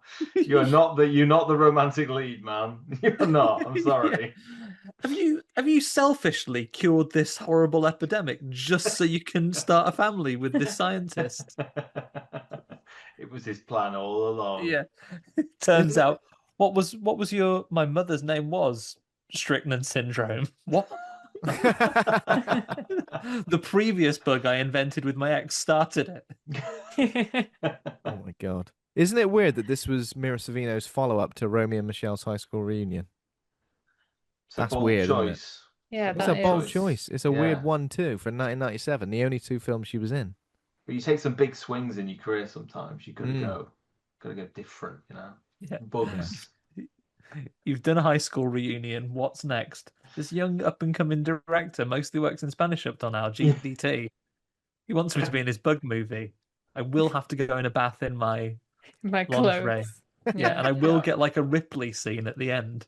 Yes. Yeah. But the dirt makeup was to extreme levels towards the end, as I noticed. Because when Yeah. Ripley comes out, you gotta do this. As we learned on Dead Reset, there's a fine line Mhm. between Mary Poppins chimney sweep and Yes. I've been through some sort of like battle. And we blurred that line a few times. Yeah. But overall, we got there. Yeah. And adding the fake sweat as well. Egyptian magic is what we Anna, our great Egyptian makeup magic. artist, used. Yeah, it was called Oh, Egyptian what was magic. that? What was that? It was like so it was like kind of like Vaseline, but like Yeah. it was like put it on, like get it up on your hand on a bit of a sponge, and then you just like put it on people's Little faces, and it just droplets. yeah, but it wasn't. Yeah. It was quite nice. It wasn't like sticky or like gross. Mm. Like, because the minute you hear, oh, by the way, every day on set you're gonna have this like sweat on your face, you're like, oh, cool. But it wasn't like it wasn't sticky or anything. It was like it was okay. And then the dirt as well. But yeah, obviously we had to think about when they went through the conduits and debris. So I was like, how much dirt would Dan have on his face right now? But the great thing with Dead Reset, obviously with it being the time loop thing, was anytime we did get covered in blood, it wasn't like in How to Kill Monsters. In the entire film shoot, I had 3 days without blood on me, and that's not an exaggeration. How many days was that shoot? I can't remember. Long. Long. Can't remember. Several yeah. weeks, and I had only 3 days where I was clean. Mm. So it was quite nice to do a film where I didn't have blood covered on me every day. I did Absolutely, on like- one particular day. There was liters, and I mean liters, poured at me to the point where they yelled cut, and I was like, what now? What do I do? Jump in But the yeah, bath. Jump in the bath with your clothes on. should have got in the bath with my clothes on. Yeah, that's a good point. We need Actually, a scene maybe like that. maybe We need that's a scene like that in our yeah. films. I tell you what, in Mimic was stressing me out again a little bit. Was their lack of using gloves when they were like looking at things or face masks? I don't know whether I'm just really COVID aware now, but like He's the to say deputy they were, director of the CDC. yeah, and I'm like they're like literally looking at these creatures. I think it's when they find the big creature in the what's it in the drains or whatever, like the kind of babyish in like one. the They're sort just of like Resident Evil touching it. water treatment plant. Yeah. She's Just like poking touching it. I'm like, ma'am, you Tasting are it. pregnant. You need to stop touching that. Yeah. And Well, put he some... doesn't tell her that for the entire I film. know, it's so annoying. And then I didn't Probably like thinking- the bit when they were like on the floor in the underground and they had to put their hand under the they dropped their torch or something like that. I can't remember what it was. Yeah, they have I to was like, put their stop putting your face on the floor. That's icky. Like, because he stop has doing known that. he's known for so long because as the events the film pick up, he finds out that she just hadn't waited enough for the baby Polaroid to develop. Yeah, Yeah. literally And the way it just appeared. And then he's got, oh, you are pregnant after all. But then I guess it's a bit like when you haven't asked someone's name quickly enough, then you've met them. And it's the moment's passed. He's like, I can't tell you're pregnant now because it'll stress you out. Yeah. you've got Judas breeds to deal with. Yeah, but you're right. It opens with like year has passed over, and then we get like a sort of second cold open where a fake pretend priest it's like he's running from Batman.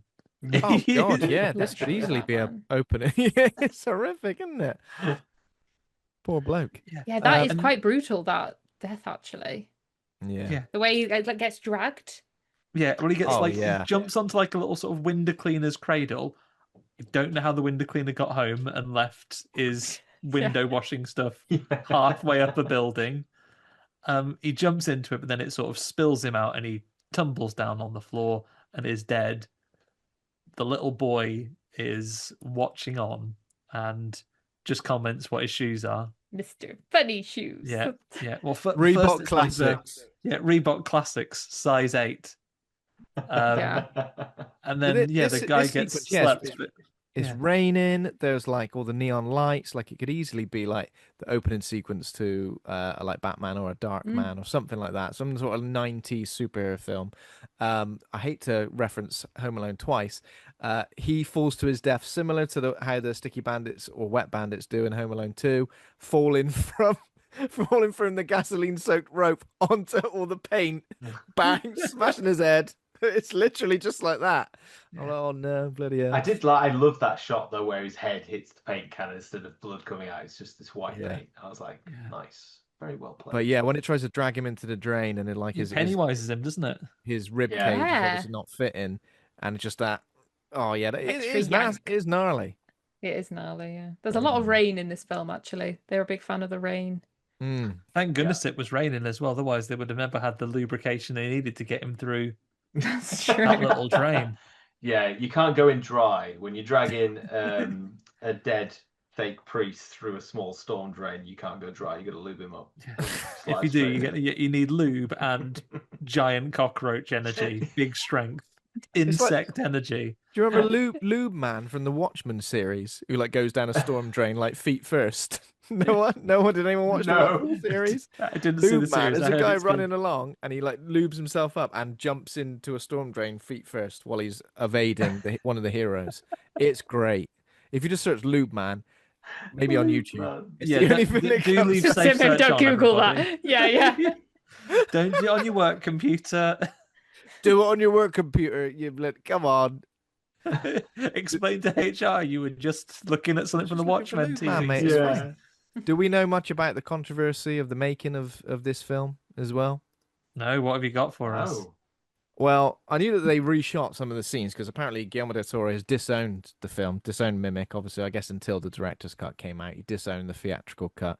Harvey and Bob Weinstein Oh, seized control of the true editing, cockroaches. true cockroaches of the industry, seized control of the editing, reshot scenes, stripped Del Toro of his creative freedom. He was nearly fired and replaced during production. They wanted like a they wanted a standard action-heavy monster flick, while Del Toro fought to make a dark, atmospheric horror movie with no guns, no explosions, no happy ending. They threatened to replace him, apparently. Mira Sorvino and her then boyfriend, Quentin Tarantino, stepped in Oh, hello. to save Del Toro's job. Apparently, new scenes were directed by second unit directors, including Robert Rodriguez. Del Toro hated the result.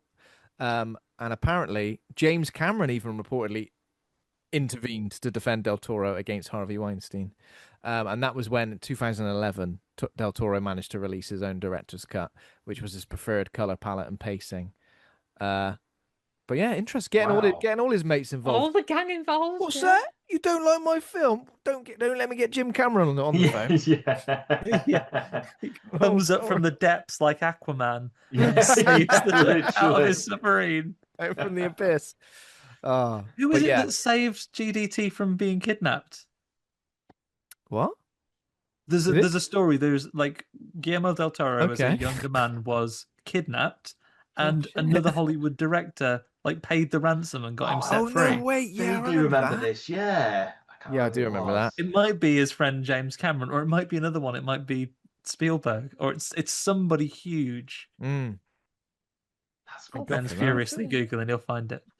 Yeah, no, I was just looking at sort of obviously Del Toro had only done Kronos before this, which surprisingly was 5 years before. Like it Wow. wasn't like a year off the bat. Like for some reason I thought maybe he did Kronos and the Devil's Backbone and then Mimic, Hmm. but it was Mimic that he did. It was like a second feature, and I guess it's like the start. Well, not the start of because Kronos did it as well, but his relationship with creepy bugs and stuff like that, and bugs in human form, and maybe like the humanoid version of weird things that they've kind of been existent in his material ever since. But yeah, I can't even think of what I think the director's cut is the only version I've watched for a long time, so I can't even remember what the theatrical cut was really like. Yeah, I'm tempted now after you've said all that. Like, is it drastically different? But I'm guessing that those people like Cameron stepped in before Yeah, and Before intervened. they'd done So that much. even the theatrical version is still more Del Toro than Weinstein, if you know what I mean. So Yeah. yeah, Interesting. Yeah. very I mean, it can't be truly what Guillermo del Toro would do, because obviously so many of his later films are so sympathetic to the Mm. yeah, monsters. These are probably the most uncomplicated these monsters bad yeah. that we Yeah. ever get in a del Toro movie, right? I think No one so, wants to yeah. kiss him. Definitely, yeah. They don't have very perky bums like The Shape Yeah. of Water. Hellboy. What else have we got? Yeah. Oh my God. Pan's Labyrinth. Pan's Yeah. Labyrinth. They're all sympathetic. Mm. I don't like this one though. Oh, Jeremy Oh, Clarkson yeah. having his feast. Yeah. Spoke about him last week as well. You got mentioned last week, Jeremy Clarkson as his feast. Have whatever you want. Scotch eggs, sausage rolls. Have your fill.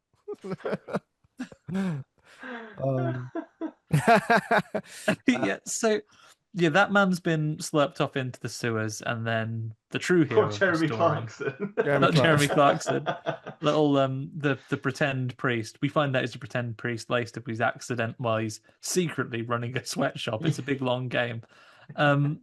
But our little boy, what's the little boy's name?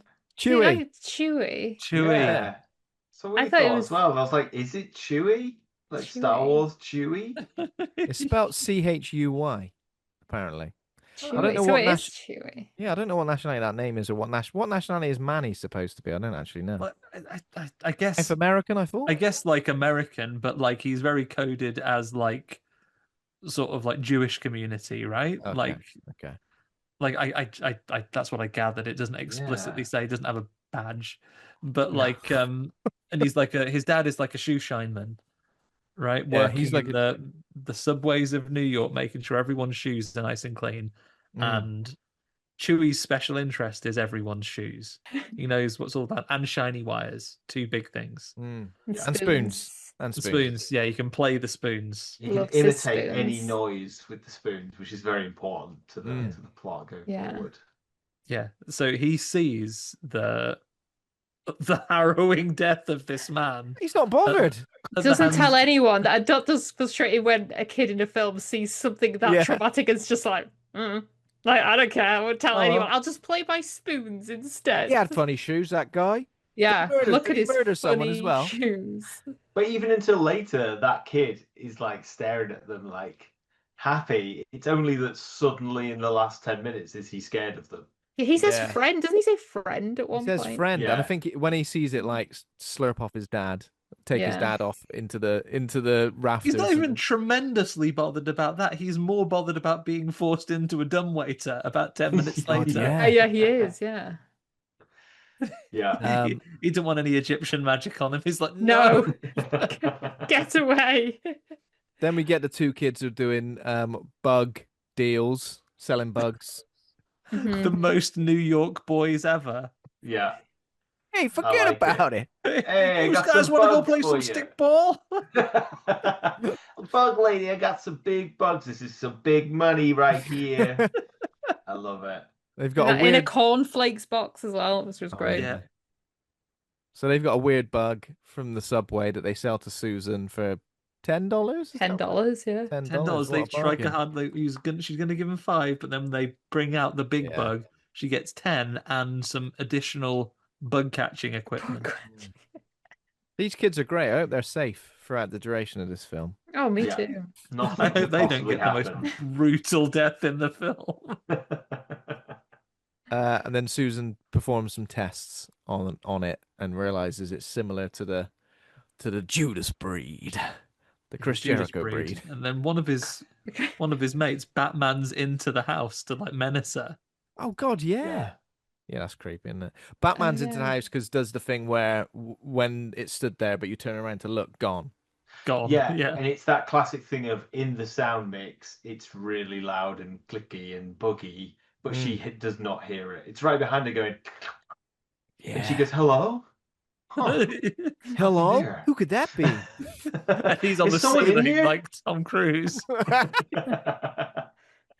Very creepy. Because obviously there are some practical effects, but they kind of like give way to a lot of CGI for probably like 2/3 of the film, don't they? How do you guys feel it holds up?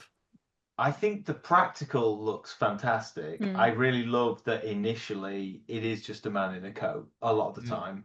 But unfortunately, when they bring out the smaller bugs, it's that CGI bug. Yeah. So it's got that classic thing where the color grade on the VFX doesn't quite match the really grainy, gritty, dystopian Blade Runner vibe that the rest of the movie has. But when it's a person in a suit, it's awesome, especially that one that they find in the sewer, like Lyndsey said. That looked gnarly. Like, it looks so cool. When So, they've got yeah, the bits as well, the mask, when they put the little mask. Oh, yeah, parts that's together to get the creepy, yeah. face. That is I super love that. creepy, It's yeah. when she's got the photos and she's like realizing and folding it over. I love that in movies where they're doing that, piecing it together. It's so cool. But yeah, bit of a weird jarring mix, especially watching it today. It's just like, okay. That's It kind of CGI. loses all of its menace when it reveals itself, essentially. When it's full bug sized, yeah. Like when it is just a big beetle. But when it's human shaped, I think it's really quite sinister. It's got this sort of impassive face when you look at it that little bit closely. And you can imagine, I think it's perfectly feasible that like if you were the hustle and bustle of New York life, people don't say hello to each other on the subway. Yeah. No. Yeah, you could pass by one of these guys. I feel like it's more relevant today if you were going to remake that film, because you would just have tons of shots of people looking at the phone. Yeah. Like on the subway, going in the street with their headphones in. You could just do some really great cinematography of that thing just walking past dozens of people and just people doing that. And it's like they should, maybe a Mimic reboot is on the cards. Maybe that's what our society needs right now. That's what we The need, world needs exactly, Mimic yeah. reboot. There were a that's couple. what we need. There were a couple of direct-to-video sequels, weren't there? I've not seen either of them. Yeah. I don't know You've if got the you guys- trilogy, right? Your box set is all three of them. Yeah, me and Paul used to watch them on our lunch breaks. I remember we got into we really wanted to make a creature feature, and we ended up making Creature Below. But I think a lot of the inspiration was, but look at what they did in this bit, and it just put it in the dark. No one will see that it's just my hand in a puppet going like that kind of thing. And again, listening to that snippet of the commentary, Del Toro goes on to say there was some DVD sequels, and he's like, the third film he loves. He's like, I feel like the third one really captures. And I can't remember what the Is hell the third one the was. Sentinel? Yeah, Mimic Free Sentinel. Yeah, Yeah. 2003. I've seen them both. I my memory of them is lost to the sands of time, but one of them, whether it's 2 or 3, it has almost like a Rear Window vibe Yeah. to it, where there's like young characters and they're sort of looking at the apartment across the way from them. And I think it is a bug that's constantly, it's like one of the soldier ones, and it's literally watching them from across the thing. And it's sort of a little bit Rear Window, a little bit Let the Right One In, this sort of really intense, like urban living. And there's this neighbor that you don't really get. And in this circumstance, he happens to be a giant cockroach. Yeah, I mean, tell you what, present company, give you a reboot of this. That would be Lyndsey, amazing. I would love that. You could play an entomologist. Absolutely. Let's do it. But it's not set I'll in wear a New York, mask. it's set I'll in wear a York. mask. Yeah. And gloves. And I'll put on some really funny shoes. Yeah. You're going to find a pair of shoes that boy cannot recognize, mismatch them. Yeah. Yeah, but what the hell? Don't confuse poor Chewie. I know, So yeah, but I feel like, Stewart, the Mimic remake is could totally be a dark riff film. I'd love to do it. Yeah. I'd love to do it. We'll get Doug Jones in on it as well. Yeah. Like, yeah. And you've nailed it. Like everyone being on their phones. Like, you know what? I mean, I'm a big advocate of this anyway. New York, we've been there, we've done that. Give me London. Yeah. Yeah, it's perfect for a British London would be gritty good, yeah. remake. You've got the kids on the street and they're trying to catch these weird. We could, I mean, you don't Think of need the to change tube as too well, much the about grimy it. tube. The London Underground stuff, and we've Mhm. got all those old tunnels. Oh, It yeah. almost fits better because we've got an even deeper history, like a longer history of that kind of stuff, and the tunnels under London and the grimy stuff that's happened there. Yeah, you could really do something fun with Mimic. There we go. There's the next film. Right, I'm gonna get that written. Somehow we'll get the rights to the Mimic. Yeah, get the rights to Mimic. That's Get the your goal. checkbook out, Blum. Come on. Yeah. So Susan performs some tests. She realizes it's similar to the Judas breed. She thinks, it's impossible because the specimens she released were all female and designed with a lifespan of only 6 months. And I guess, as Ian Malcolm would say, life finds a way. It should have ensured that the breed would die off after a single generation, but no, they have evolved. They just left them to it. These will die off. Better not check. See ya. 3 years later, what's going on down there? Too busy celebrating all these kids not being poorly. Not. But not too many of them are celebrating it, but just a Yeah. tiny amount of news Yeah. reporters are happy about that. Just the one news story of the day. Literally goes, while you're putting your lingerie on, you've missed the only time this is going to be mentioned on television. Yeah. Is this when the insect grabs hold of her glove and she can't get up? So we see. Yeah, I Yeah, can't tell that's- if it bites her or not, because I was like, is Yeah. she going to turn into a bug? That's what Oh. I thought was going to happen. Yeah, they Yeah, make the a deal fight. out of it, and then they don't. She's just like, and then you don't see a reverse shot of it, so it's No. clearly not important. But she's looking at her hand like that, Yeah. Well, and that I'm was like, close. okay, That's come a bit sharp, but yeah. Come a bit sharp. And that is when the bug, the figure, turns up and steals the bug. Is that right? Is that He what robs it does? off with it. Yeah, it just takes it. Why? What? A real It's the baby, it's the sentimental baby. giant cockroach. Is it a baby? Is that what we're It's- saying? I think she says this. Well, this one's just a baby. Oh, this So one's I just a think- baby. That's I my think- baby.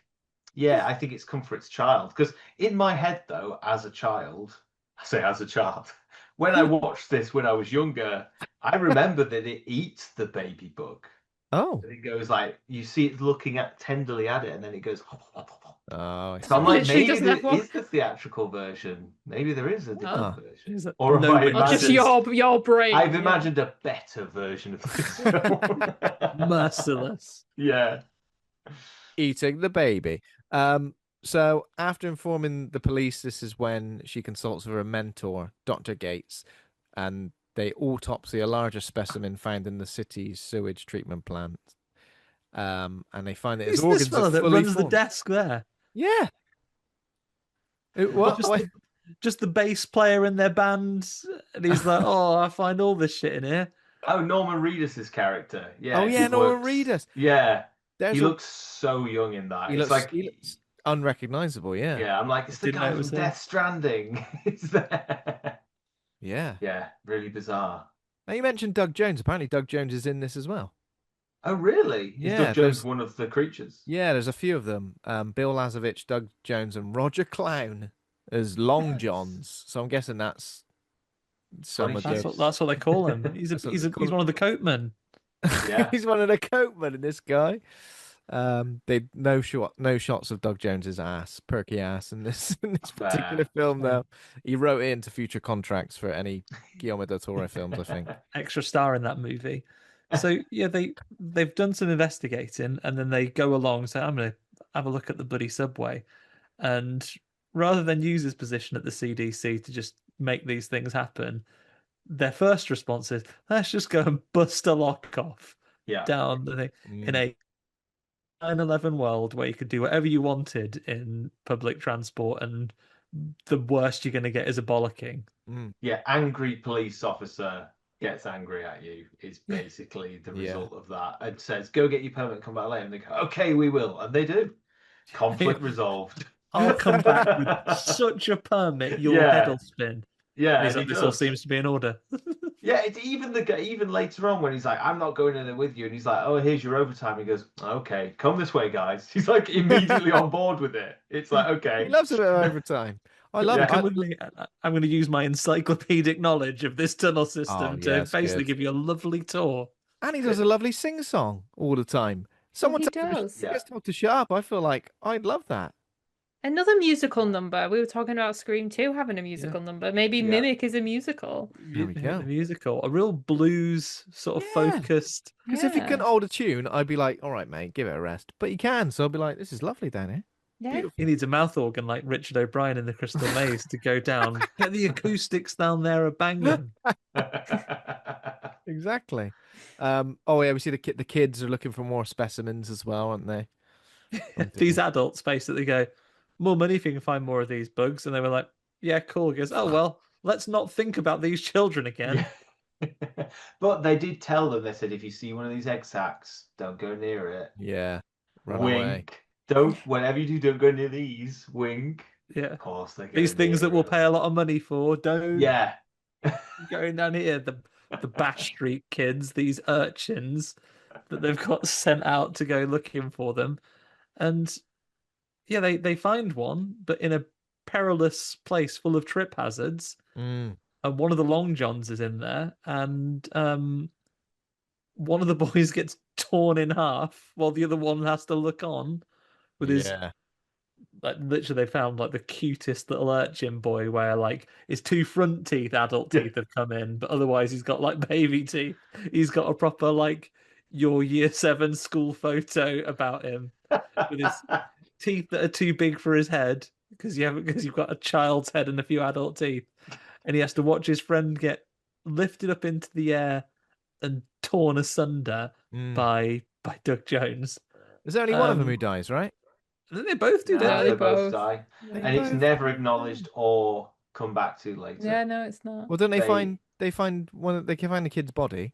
No, I think that's the big bug, isn't It's it? the big 'Cause bug, yeah, because they think it is, and then they're like, Oh, "What is yeah, this?" Of course. What? So they never come back to it. They just get, No. They That's just them assume done. they're fine. Yeah. oh, there's kids dying of this terrible disease, Strickler's disease. We want to save all the children with this. 2 kids have died apparently, or at least gone missing. Don't care. Not All the other They kids are told them. fine now. all the kids are all Told right. them not As to long as they go ain't got in. Strickler's disease, they'll be fine. They'll make it. So essentially, the Judas breed has developed into a viable species with a colony under the city at this point.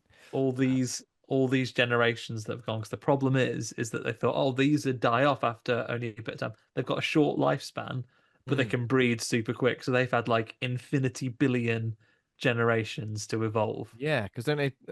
Doesn't Susan say like obviously humans evolved after 40,000 generations Yeah, of from apes, primates? Yeah. and these guys have had Three, trillions. six months worth. Yeah, put Yeah, in Yeah. it. I'm That almost that like, was the great bit with the lungs. Yeah, I really like that bit. This one's got lungs. It was like, ugh, yeah, that's creepy. crazy. Like to think, I know this is it's fictional, but like the way that like those sort of things work, like in the natural world, like uh in evolution and stuff, is crazy. Like to think about it, like this sort of stuff probably exists on a very, very minute level within like the insect world. So it's really And it's really fascinating. clever. Like this whole premise of this film, and it's not the it's like the prey animals emulating sort of apex predators.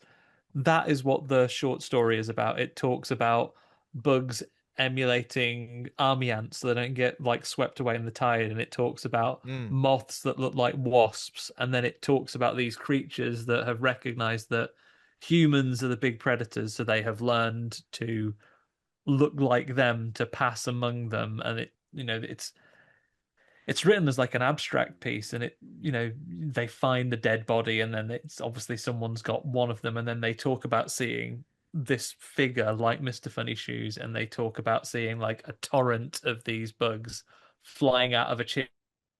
It's just observational, like a naturalist watching these things happen. So Guillermo del Toro and who I don't have in front of me, who wrote the screenplay for this, they have developed what is a very short story, like a 10-minute read, Mm. into this thing, which I think this was 1997, but it really rings in a sort of post-pandemic and in a time when genetic modification of creatures and crops and all sorts of things, not science fiction to the degree it used to be, like genome treatments and genetically altering creatures and selective breeding and hybridization of stuff. That's just a thing you can do. I think it Yeah, makes it's for a really pretty. interesting case now. Yeah, so the Um, kids have been the kids have been absolutely eviscerated. And we were just saying how great the themes of genetic modification of creatures, how we are messing with ecosystems as people in ways that benefit us.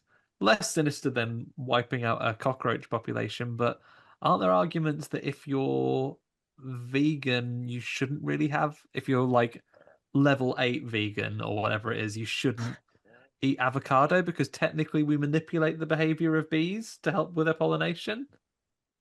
oh, I don't know. I can answer no follow-up questions on that. That's just a thing I heard once. But like, if you're a certain level of vegan, you might frown upon honey because that is an animal product that you're mm. robbing off them. Right. So I these things are guess. all there. Yeah, B Basically, movie made that a big point. oh yeah, Yeah. bloody bee movie, and a bee human relationship that was awkward. Yeah. Uh, Yeah, it's weird.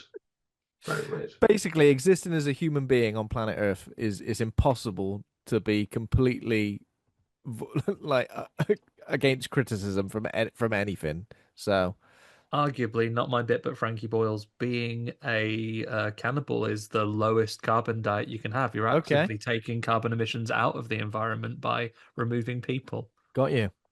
Interesting. Good way to Good start. to know. It's good to Yeah. know. I'm sure Army So if you Hammer want to being truly be ethical, gives a whole new spin to Army Hammer and his career and Yeah. yeah, recent career actually choices. one of the most sustainable actors in the business. He can take flights wherever he wants to do a horrible Mm. right wing think piece. Oh my god. Okay, so what happens next? Chewie. Chewie. Something happens with Chewie next, doesn't it? Yeah, so Uh, he has got off quite lightly versus the other kids. He just gets absolutely like robbed off with by Mr. Yeah, Funny gets Shoes. abducted. So he goes into the abandoned church where the dead priest was to find Mr. Funny Shoes. Don't know what for, just to have a chat, see what makes him tick, see if he likes playing the spoons. They're having a little chat, aren't they? Oh He's yeah, playing the having a little spoons chat. and they're squeaking. What do they call it? What they do? What do they do? clacking the Clicking. spoons as well. Clackety clack clack. Clicking. Yeah, and he's like mimicking them. So maybe they're like, oh, we're just having a little chat. Mm. Yeah. Yeah. Maybe he's No. accidentally like the boy from what's that film where there's that boy who manages to interpret an alien language because of his The sort of learning Predator. difference. The Predator. Fantastic movie, Oh, amazing yeah? film. Yeah, the best Predator film, I think. A lot of people say it's Predators, but it's The Predator, Mm. not They- Alien yeah. versus Predator. Mm. He has cracked the code with his spoons, and then I guess at some point he is only, he's intermediate at Mr. Funny Shoes language, but he's not fluent yet. So probably he taps his spoon at some point, and he goes, "My mother was a fucking saint. You get kidnapped, get absolutely kidnapped." And of course, as we know, because of Chekhov's entomology lesson earlier on, we got a lesson that actually bugs, sometimes when it's convenient to the plot, won't kill you, but will take you to a pantry that they have in the termite's nest. Yes. I mean, horror films have been doing that for years, haven't they? The Alien franchise has kind of dined out on that, and this character is actually quite important to the franchise. So just going to be You're just captured. abducted, just captured, not Yeah. implanted with xenomorph. You've always got a 2-hour window, and you will inevitably always arrive just as the egg is opening. Yeah, But catch yeah. Yeah, exactly. Get Just out in of it. time. It's great for a podcast when I act things out with zero audio, isn't it? This is your exact reason why you should be, to be honest, I'll take the download numbers, listen to this, and then just stream the video as well if you want. Yeah, the same exactly. time. Double dip. So poor old Chewie gets abducted by Mr. Funny Shoes. That's not on, if you ask me. Peter, his assistant Josh Maslow. Josh Maslow is Josh Brolin, right? Yeah. Yeah. And MTA officer Leonard Norton enter the maintenance tunnels to investigate. And this is when Peter and Leonard get stuck and send Josh for help. Well, they don't get stuck. They like fall down. Where do they They fall? fall down like on some rickety old stuff. Oh yeah. Yeah. And Peter Mann does some really ineffective climbing. He does like Assassin's Creed 2 when you've not tried to climb up the right bit, where he just sort of presses against the Oh, wall, yeah. and, like a Well, you spider in a bath he is. Or like Uncharted climbing, where you press the wrong thing and just jump off into oblivion. I love it. And then Nathan Drake goes, "What?" Fade to And he black and really white. loses his rag. You've got the MTA guys like, "What are you trying to do up there?" He goes, "There's a pretty better way up." Several. I love it. I forgot that Josh Brolin's character was also called Josh. So I went, Lyndsey, they just called him by his real name. Do you think that was an outtake and they never Oh noticed? no! And then Lyndsey went, logically, I know, I think he's also called Josh in the film. I went, okay.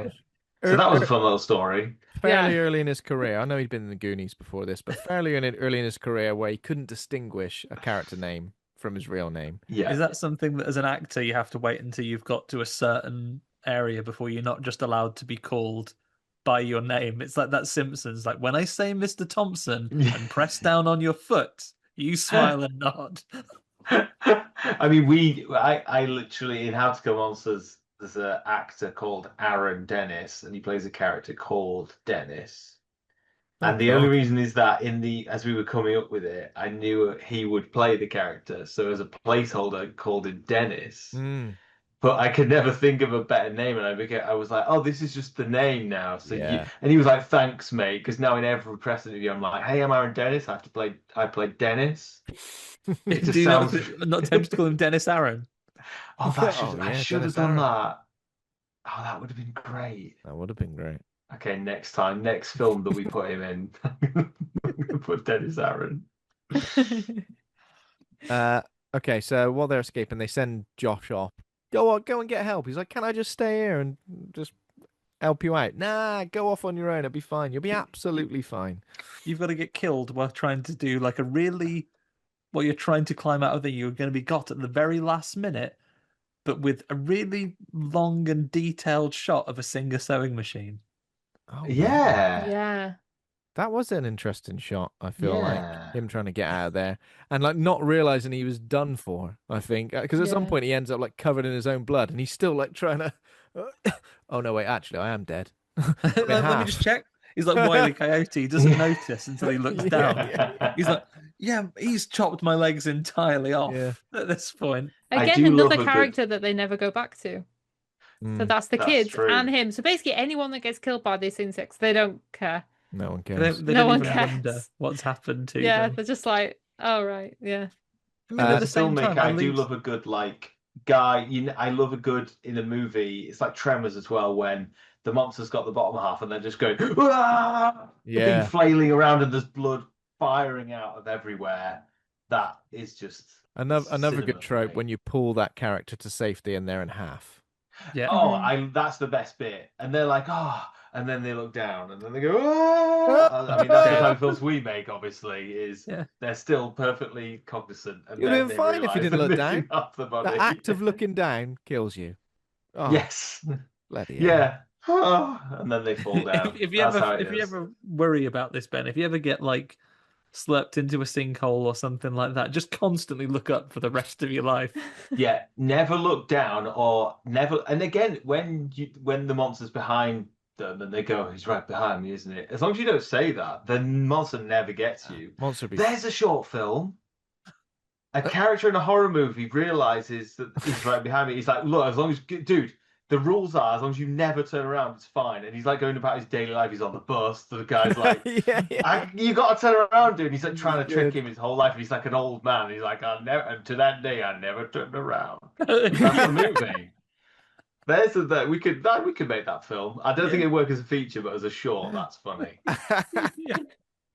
Absolutely. I want a feature. I want a trilogy. That might be how They Follow is going to work Yeah. out. Like, That's true. Yeah. I never noticed that like they've come in as the big tall man and he's standing behind Yeah. you.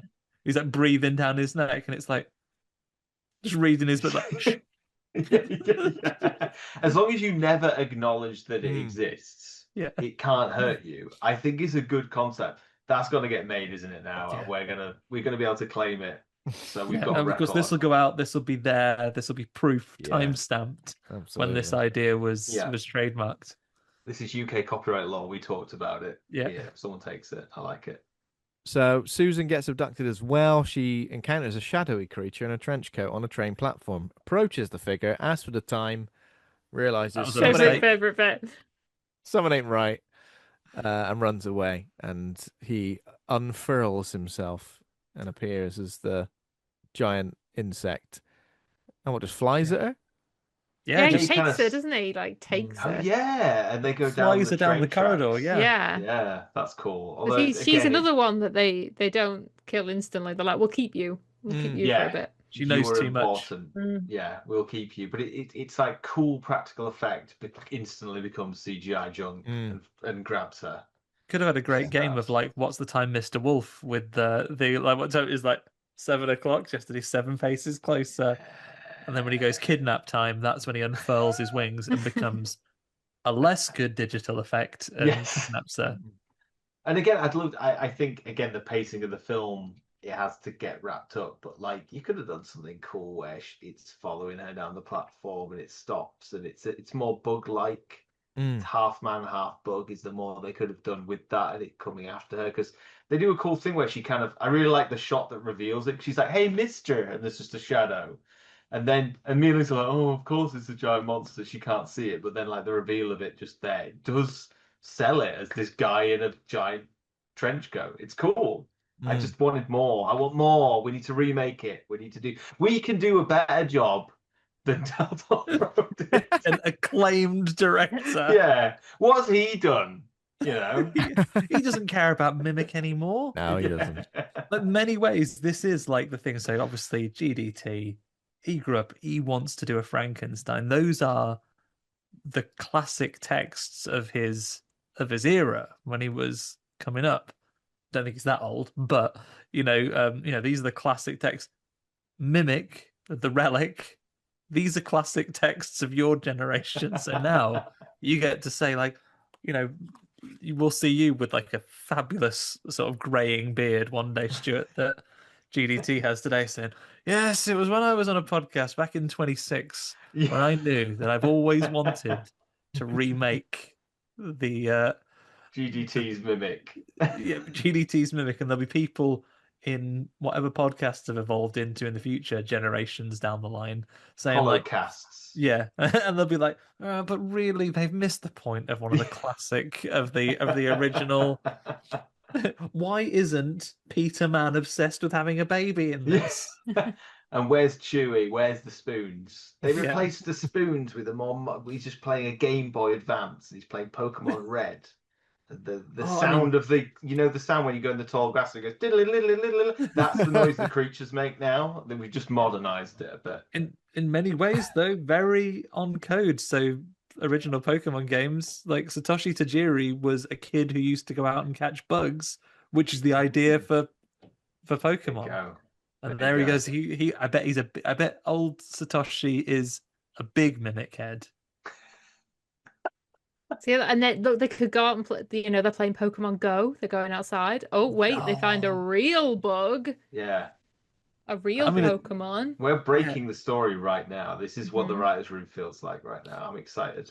I'm getting. And that's the specialist knowledge that's going to help overcome the bugs at the end, because they will know that naturally the Mr. Funny Shoes creatures, they're bug types, obviously. So you're going to need a flying type. You're going to need a fire type. These, a rock type, maybe. This is what you're going to need to overcome these creatures. Classic rock, scissors, paper that all creatures around the world have to adhere to. Yeah, I think there's something here. This is gold. We can't broadcast this episode. We need to keep this on the wraps. So heavily redacted. It's just black bars and no noise for half of it.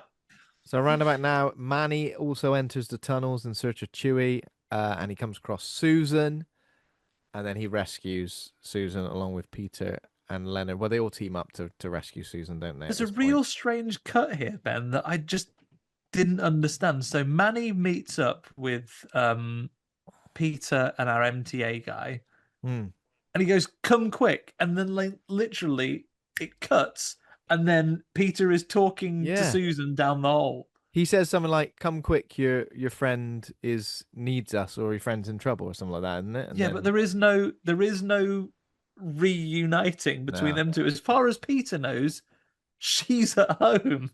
There is no. I feel what like is he doing in this too? Yeah, that's a good point. They're just talking. I think he says like, "Oh, we need to help this lady," and then he's like, "Come on, honey, up you come." And it's like, "What are you doing here?" Yeah. What are you doing here? You're pregnant, and I've not mentioned it. Oh yeah, by the way, you're pregnant. Yeah. What are you doing in here in your condition? What do you mean my condition? They barricade themselves inside a train car when old Judas Bug is kicking right off. They're essentially in a Resident Evil level at this point, which I appreciated. Old train car, they need to go and power it up. The video game logic is complete in this area. You've got to power it up and turn the track around. Yeah. Then it goes straight to Coney Island. There's two batteries. One's at one end of the sewer. The other one's at the other end of the sewer.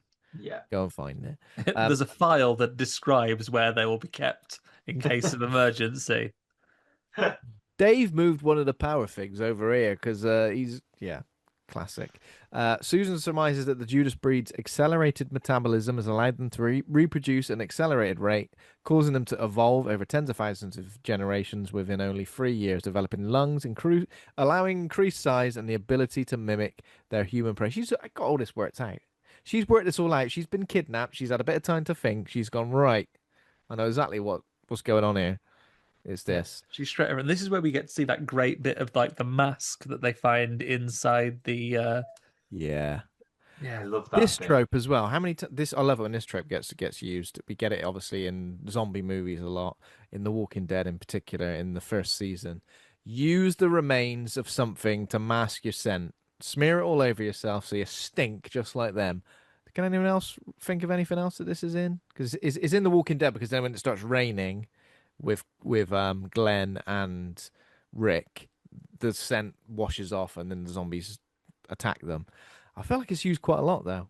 I guess it is quite like a '90s trope as well. Sniper Wolf and Dog Yeah. Piss. Oh, sniper wolf and dog piss. This bloody handkerchief smells just like her. The wolves bloody love you as you run around. Yeah. All I could think of was Predator, but that's smear yourself in mud.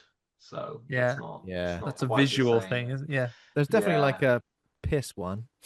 It's like, isn't there? There definitely is. So did they Oh, do it is in it, Tremors 2 or Yeah, I was going to Tremors say 3? Tremors. It's heat, isn't it? So in Tremors Yes. 2, they have to cover him with fire extinguisher cold. Yes, it's Aftershocks, Burt Gummer, and what are they called? The Heat Seekers, and there's the Ass Blasters in 3. It's like the little ones called Screechers because they use like Yes, yeah that's it. Oh, I fucking love Tremors. Tremors. What a So time! good. I'm waiting for the Arrow release of Tremors 3 to complete my chunky Tremors box sets. We don't talk about 4, although 4's quite fun as well, to be fair. Isn't there like 7 of them now, actually? Yeah, there's like 7. And there's an ice one. And then there's like there's like a Desert Jurassic Park one. one where they go to the last one is like an island. Shrieker Island. Yeah, Jamie Kennedy's like his son in one Yeah. of them. It's like Tremors 8, the law of diminishing returns or something. And it's like, yeah, holy crap. It just keeps going and going. But I love Tremors. That, again, reboot. It's ready for the Dark Rift horror reboot. Yeah. Oh, This could be you. You could be like an ethical Jason Blum with all of your with all of these like abandoned franchises. You're not trying to get your big ones. You're not trying to No. slurp up Friday the 13th or all these other sort of tentpole franchises. You're getting your Tremors, Oh, yeah. your Mimics, I am you're the bargain Relics. bin at Blockbuster, you know, where they were like 99p. That's me. I'm going through and I'm going, wait a minute, what's this? Let's Yeah. do Tremors, the reboot. You need to get your hands on these before sort of A-list comedy actors take them all, like Anaconda. Exactly. Yeah. It's we need to do it. A Deep Blue Sea Congo remake is on the cards. Congo. Come on. These are the movies. Deep Rising. You're preaching These to are the the choir films here. that are me. These Deep are, Rising. Well, that was one of the films we discussed doing originally, wasn't it? Deep Oh Rising. my God. It Yeah, was. Deep Rising I We- love so much. I love Stephen Sommers as a director, especially the Mummy is one of my favorite films. But yeah, Deep Rising is a very underrated. It's a Stephen Sommers just pre the Mummy. He's finding his formula, but it's very satisfying. Somewhat of True an inspiration culture. for Dead Reset. All the way. Honestly, I say all the time that I've just been ripping off the things that I love. I keep remaking the 1999 Mummy every film. If you watch my films, the structure, the act structure, the final fight, there's always some sort of like the comedy character has a fight over here while the main character has some sort of sword fight over here. It's just the Mummy. Just love that. Yeah. Eagle-eyed listeners will know that actually, if you go through any of Stewart and Lyndsey's filmography, there is one frame that if you pause it just right, there will be a face of sand, which is otherwise not in the film. One frame. Just Arnold Vosloo's copyright claimed face just coming at camera, just everywhere. There's a VHS copy of the Mummy somewhere in that frame. You've got to find it. It's like the hair in episodes of like Inside Number 9. There is a VHS copy of the Mummy in all of your films. Somewhere you could, if you keep an eye in Dead Reset, you can see the book from Book of Monsters is hidden in there somewhere. We've always try and get these things in there. I think there's some props from Creature Below. Basically, in our garage outside, we never throw anything away. We've reused like the chainsaw from Book of Monsters. So the Dead Reset sci-fi gun will be in whatever we make next. We just keep reusing this stuff. I've still got the little squid creature from Creature Below, which premiered at Fright Fest in 2016. So it's officially 10 years ago. Just keep putting it. It's always in the background. Just keep an eye out. Because we are cheap filmmakers. This is what we do. The thing is, you've also got like such a perfect with this tremendous Mimic remake that you're making now. Obviously, Lyndsey, entomologist. Johnny Vivash would be such a good MTA worker, like a London Underground worker. Yes. Yes. Oh my God, he'd be perfect. He's Well, 2 days from yeah. retirement as well. He's just Yeah. angry with the world. We should 2 days set from it during retirement. like maybe it's like during like the Olympics or like the World Cup or something. So London's like a booming town, all the tourists are here. Because then you've got the classic Jaws element of we can't shut down the London Underground. Yeah. Covent Garden Station shut down, and an event like this. Make it Crazy. August bank holiday for Notting Hill Carnival. We could all Yes. be in it as ourselves being at Fright Fest. Perfect. Perfect. There needs to be a scene in the cinema where the bugs just come out and they overwhelm everyone. Oh. Again, the mummy, the scarab beetles. It's all Yeah. get it all in there. Anyway, sorry, we're just This is- sidetracking this mega gold. style. I mean, we should talk about the lesser piece of entertainment than the original Mimic. We're accelerating to the end. The guys, I really like how they decide who they're going to go on this mission, because everyone tries to do a noble sacrifice. Like, no, I suppose I will be the one to go and get the battery. But old Peter Mann points out that our MTA man, he knows how the trains work, and our entomologist knows about these books. So it's most important that they escape. So they better go off and do a noble sacrifice. Dennis Quaid in The Day After Tomorrow style. They're all arguing over who's going to make the sacrifice. Again, doesn't mention that she's pregnant, but it goes No. right. It will be us that goes off to risk life and limb. And then we do find Chewie. It was kind of lost on me how that message got to everyone else, though. I'm Yeah. not sure. It kind of- yeah. Yeah, Manny finds Chewie, who has survived due to his imitating the clicking noises the bugs use for communication, and that is when the Judas kills Manny. And again, this is a classic. It's behind you, but he does turn around, so he does get got and slurped off, doesn't he? If only he hadn't turned round. If only he hadn't turned around, exactly. Yeah. It's He just behind backed you. out. Is totally the name of the film as well. Yeah. Doesn't she hear the spoons, and that's when she was like, oh, she puts two and two together, doesn't she? Mm. Because she heard the kid playing the spoons earlier in the subway. Yes. So doesn't she hear that? And then Yeah, she she hears the automatically thing. must be like, oh, it's Chewie. Maybe. If I've met a quirky kid once, I'll never forget him. Yeah. Never forget those spoons. I mean, Never forget a face. literally 2 hours earlier in the timeline of the movie as well, so it wasn't actually that Oh, long yeah. ago. Oh yeah, Wait, that's true. It's that weird clacky spoon noise. It's the spoon child. Yeah. Wonder if he's Damn finished kid. that sandwich he was fussing over. Yeah, it was chicken. He said, "Come Yeah, on, Chewie, he is chicken." pretty good. It's chicken, that is. Yeah, So don't they work out at this point, as our Susan says, that they're going to overrun the city unless they manage to kill the colony's single fertile female. Yeah. Thankfully, they have arrived on the last day where it's possible to eliminate them all in Yeah. one fell swoop. Classic. yeah. It's a male as well, isn't it? It's like a Yeah. slightly white tinted. He doesn't have version of the same wings. bug. Oh, it doesn't have wings. Yeah. No.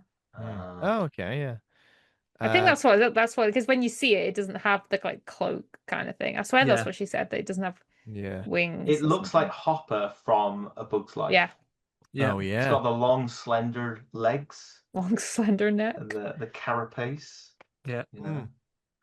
Old Kingo. They need to get rid of him because he's the only fertile male. That's the only way they're going to have loads more bugs. Manny also has Chekhov's dart, doesn't he? He has his big cigar that they all have a share of. Doesn't let his wife have any? Because I have a cigar all the time. Not now, for reasons I can't explain. Yeah. I'm not going to tell you. Just in Yeah. case, I should, just in case you decide to be a hero and leave this little van later.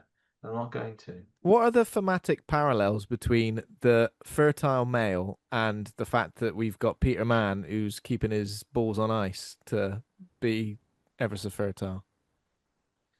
Zero. Yeah, Inconsequential coincidences. Is that what it is?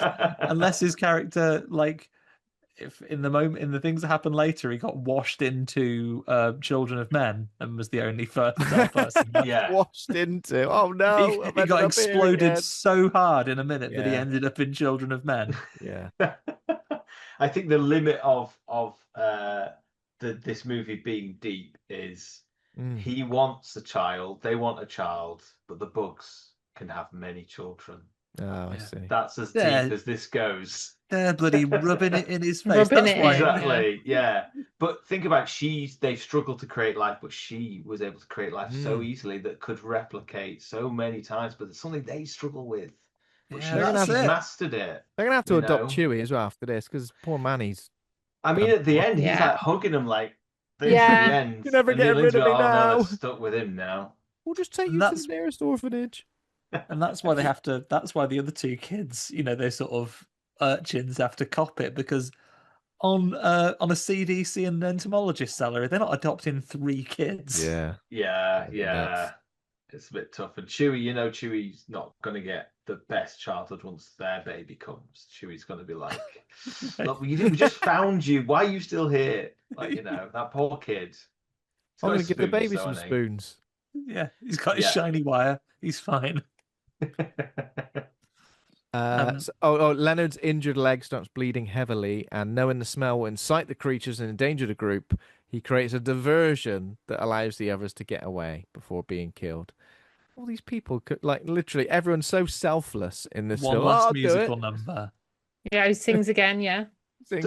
Doesn't he end up sacrificing himself in Alien 3 as well in like a similar way, or am I just misremembering that film? Less yeah. singing, but First yes. Yeah. He does. He's great in that movie. He's so good in that film. Is he the one that literally tanks being chowed down on? Fraser? Come on, kill me even harder than you were already doing it. It's a while since I've seen it. I remember, yeah. It's just, again, Alien 3, bad rap. We need to revisit Alien 3. Lyndsey. You would have to. I'm going to if force you- you to watch Alien 3. Oh, yay. Yeah. Bearing in mind what happens to him, though, you'd be trying your best, if you're him, to die to those alien wounds as fast as you can because you know that Ripley's about to dump molten lead on you. Yeah. I'd be breathing out like Creasy Bear at the end of Man on Fire to die as quickly as I could. That is what, oh my God, Man on Fire. It's Love Lindsay's that favourite film. It's one of my Next favourites. to Scream 2. I think it's like Man on Fire, Scream 2 are almost Oh, like wow. Hot competing. Fuzz. Hot Fuzz Hot as well. Fuzz, yeah, it's top 3. Yeah. Yeah. Senor Creasy masters that power to absolutely, when that time comes, you've just got to Padme it. When you need to get out of a situation, you just need to take a big breath out and try and willfully pass away. Like if I get stuck in a Primark for too long. I mean, yeah, and they're outside the Primark with your body. It's like, I'm afraid he just lost the will to live. Yeah. Great writing from George there. Yeah, I mean the wonderful. deepest cut of all is there's a woman in Sylvester Stallone 90s vehicle, maybe 97 Daylight, where they're love escaping from that Daylight. tunnel. There's that Daylight, woman right. who is with them for a little bit and then off screen she dies, and then her husband's like, "Oh, I thought she was just resting her eyes. She just gave up on life." Oh my God! Well, we watched that. Me and Lyndsey watched that, and I forgot how traumatizing it is. It's the bit where the really nice guy just gets swallowed up by the ground at one point. Yeah. Weirdly, I've just bought that on DVD. I was like, oh my God, Daylight! So I'm gonna watch that again. Great Daylight, film. what a time. What a time. So around about now is when Peter Man finds a dumb waiter and puts Susan and Chewie in it, but stays behind to destroy the Judas breed for good. And he is chased into a room where hundreds are nesting, and he does a classic blow them all up with because there's a loose gas pipe. Thankfully, they've cornered him in the gas main room. The Not the bloody gassy gas room. main room where you've got access to an immediate little underwater bit to survive. All the gas in New York is in this room. This is it. This is the gas center of New York, and I also love they didn't just do, come on, the lighter's gonna work on the last bit just as the game. They threw the lighter away and they're like, oh my God, what's he gonna do now? And then I thought, okay, he's gonna manage to do something, but yeah, it was cool how he was trying to light a spark, and there was so many of them around him. I thought it was well done. That's good. I was like, well played, movie. Well played. Yeah, I mean, I don't know how Bugs learned the villains in a Jackie Chan movie fighting style, where they're just going to surround him and let's encroach on him ominously. Before they just get him. I think they were just trying to figure out what the heck he was doing, because they were like, why is this guy swinging around like this? Very bizarre. Very bizarre, very strange. So yeah, manages to Hits the sparks. blow them all to bits. Thankfully, he is not engulfed in the fireball, which he is at the absolute epicenter of. Yeah, But it's classic movie time, that, isn't it? Like, he ignites it, we see it incinerate all the bugs, and then he jumps into blasted into water. Doesn't something like that happen in Daylight as well? Am I imagining that where there's like an explosion and Sylvester Stallone ends up the water? He can survive anything, that man. Yeah. Male Judas escapes the blast, goes after Chewie, but is distracted by Susan, who lures it into the path of an oncoming train. A very slowly oncoming train. Oh no, I'm gonna be run over. Oh, it's moving at the speed of like the model railway in a park. The one that drives around Swindon Outlet Village at Christmas time. It's coming straight at them, and she has time to run towards it and then duck into a little corridor. Where does Chewie go at that bit though? Because we were like, wait a minute, wasn't he stood on the tracks? Oh yeah, we were joking that it just continued on and hit Chewie because he still stood in the tracks. He's just stood there in the tracks. Oh. Yeah, Chewie did a clips out into the back rooms for a minute, doesn't he? Yeah. He just no clips through the floor. Just like he's invincible at that point. Yeah. But yeah, I thought she was going to do a cool slide under the train. Yeah. But instead she went, just goes to the side. But I guess in America they're like electrified rails and stuff, don't they? See, I thought the third rail was going to get them. I thought that's what was going to happen. She was going to trick Idiot Bug into standing on the third rail. Well, we didn't have a shot early on in her apartment of a bug zapper then panning down to her. And if they'd have had that shot of a bug zapper killing bugs, it would have been perfectly valid. This is a mistake you wouldn't make in the remake. Exactly. You've got to have a Chekhov's bug zapper in there to, establish that, or it's unacceptable. And the bit where she goes like, the thing is, for all their intelligence and their instinct, bugs have never understood electricity. It's their one true weakness. But yeah, Chewie basically is like Tails. So like when he's on screen, he's there. When he's not, and then he will just drift back down. Down. Yeah. So he just hovers back down. And then they come out of the subway to have a conversation. All of the supporting characters have gathered outside the subway because because the scene from End of Days happens above when the explosion goes off. Most of New York sewers explode. Yeah, where'd they get that budget from? Or is that footage from completely different movies? Yeah, probably. There we go. They just assume he's dead, I think, don't they? And they go, no one could have survived that. Better not look into it. And then he literally walks out, and Chewie goes, "Oh, Reebok's classics. Reebok shoes, yeah." I do like, I like that little fake out at the end where you're like, is it the bug guy? Is it him? Because he's in the coat. He's got a big coat on. Yeah. And he decides to stand there ominously for at least 5 seconds. And then he goes, "Hey, it's me." And I'm like, "Oh, it's you. Why did you just stand there looking like that?" It was lovely blanket. Why are you clicking those spoons as you've come out? You've done this to be deliberately annoying. There we go. They all gather around and have a hug. Chewie's there with them. Yeah. Yeah, and he says, "Don't get too attached to him. We're having our own baby." And she goes, "All right, cool. See you later." Shoved straight into the, I'm sure, very well-funded New York orphanage system.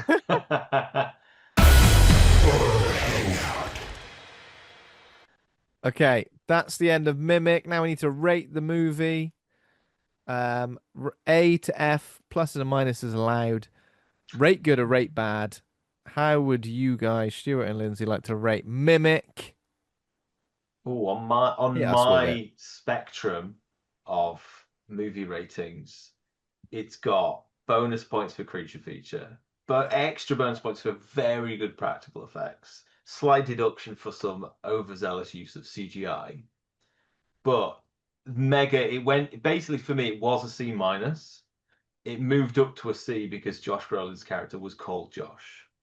These little things add to it for me. That just adds to the fun mythology of the movie for me. So I'm going to go with a C. This is a C for me.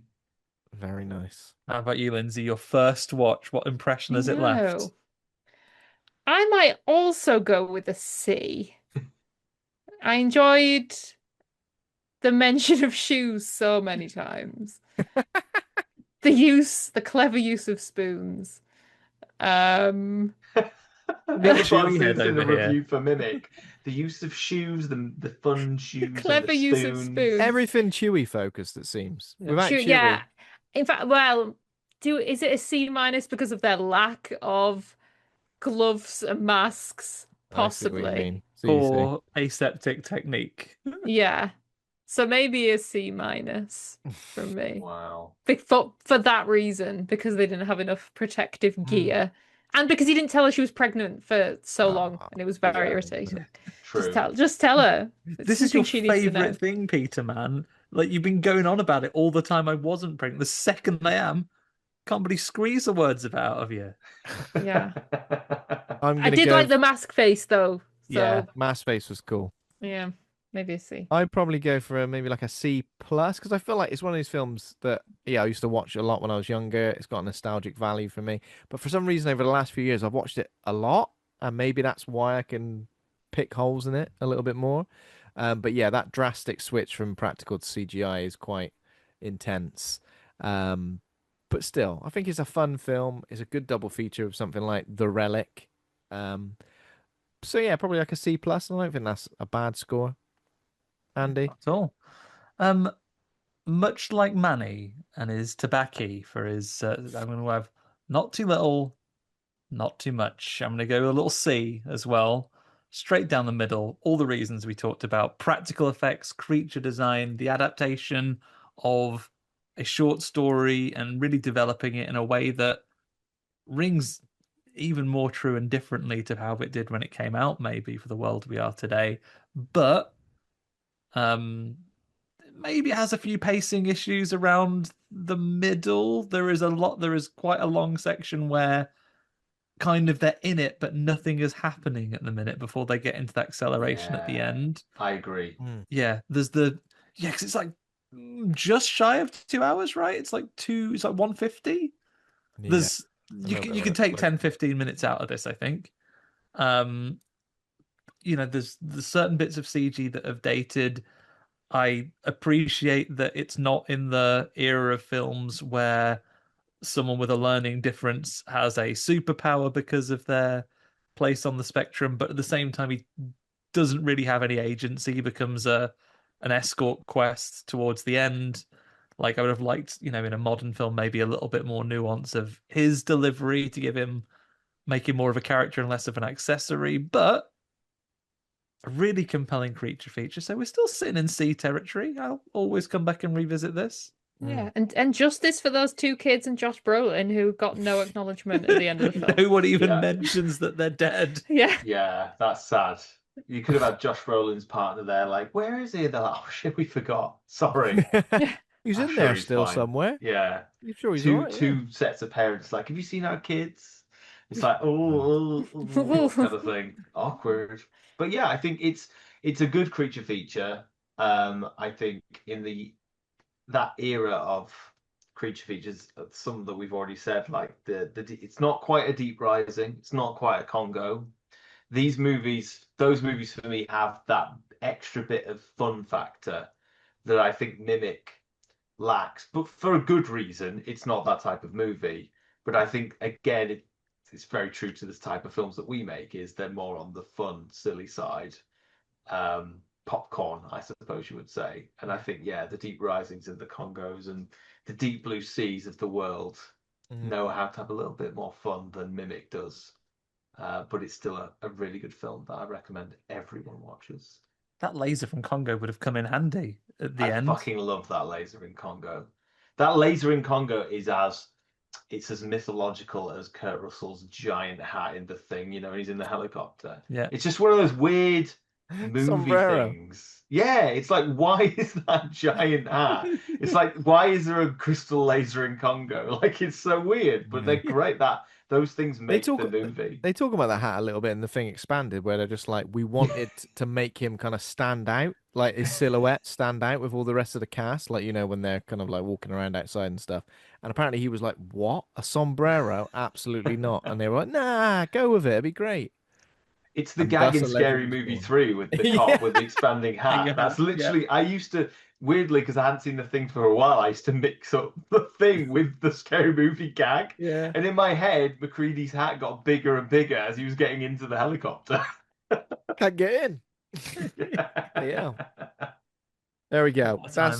That's Mimic. Thank you so much for joining us, Stuart and Lyndsey. It's been an absolute pleasure. Where can our listeners keep up to speed with you both online, any future projects, and of course, Dead Reset, the theatrical cut at Dead Northern, and wherever else it's going to be screening? Yeah, we are Dark Rift Horror, all one word, on all social media platforms at the moment. And on our website, you can get physical media that you can own of pretty much all our movies. And we get the rights back to Creature Below like this year. So hopefully we can do a Yeah. Blu-ray of that. Oh, We'll nice. hopefully do a Blu-ray of Dead Reset. The only reason we started doing this is so we could have Blu-ray copies of our own films. We started a label just for ourselves. Oh, yes. But yeah, if you like supporting indie films, please check us out. And I think most of our stuff you can find on like Amazon Prime, and I think How to Kill Monsters and Creature Below are coming to Tubi soon, which is very exciting. Oh, wow. Amazing. That's really fun. Yeah, Tubi sponsoring Fright Fest this That's year cool, as well. yeah. What a Getting cool into the indie horror sponsor. space. Yeah. And yeah, as we talked about before, like Dead Reset, we'll be doing festivals this year. So the first one we've announced is Dead Northern, which is very close to us, a lovely festival. But hopefully it'll be coming to a town or city near you very soon. So keep an eye out. Yeah, get and see it, everybody.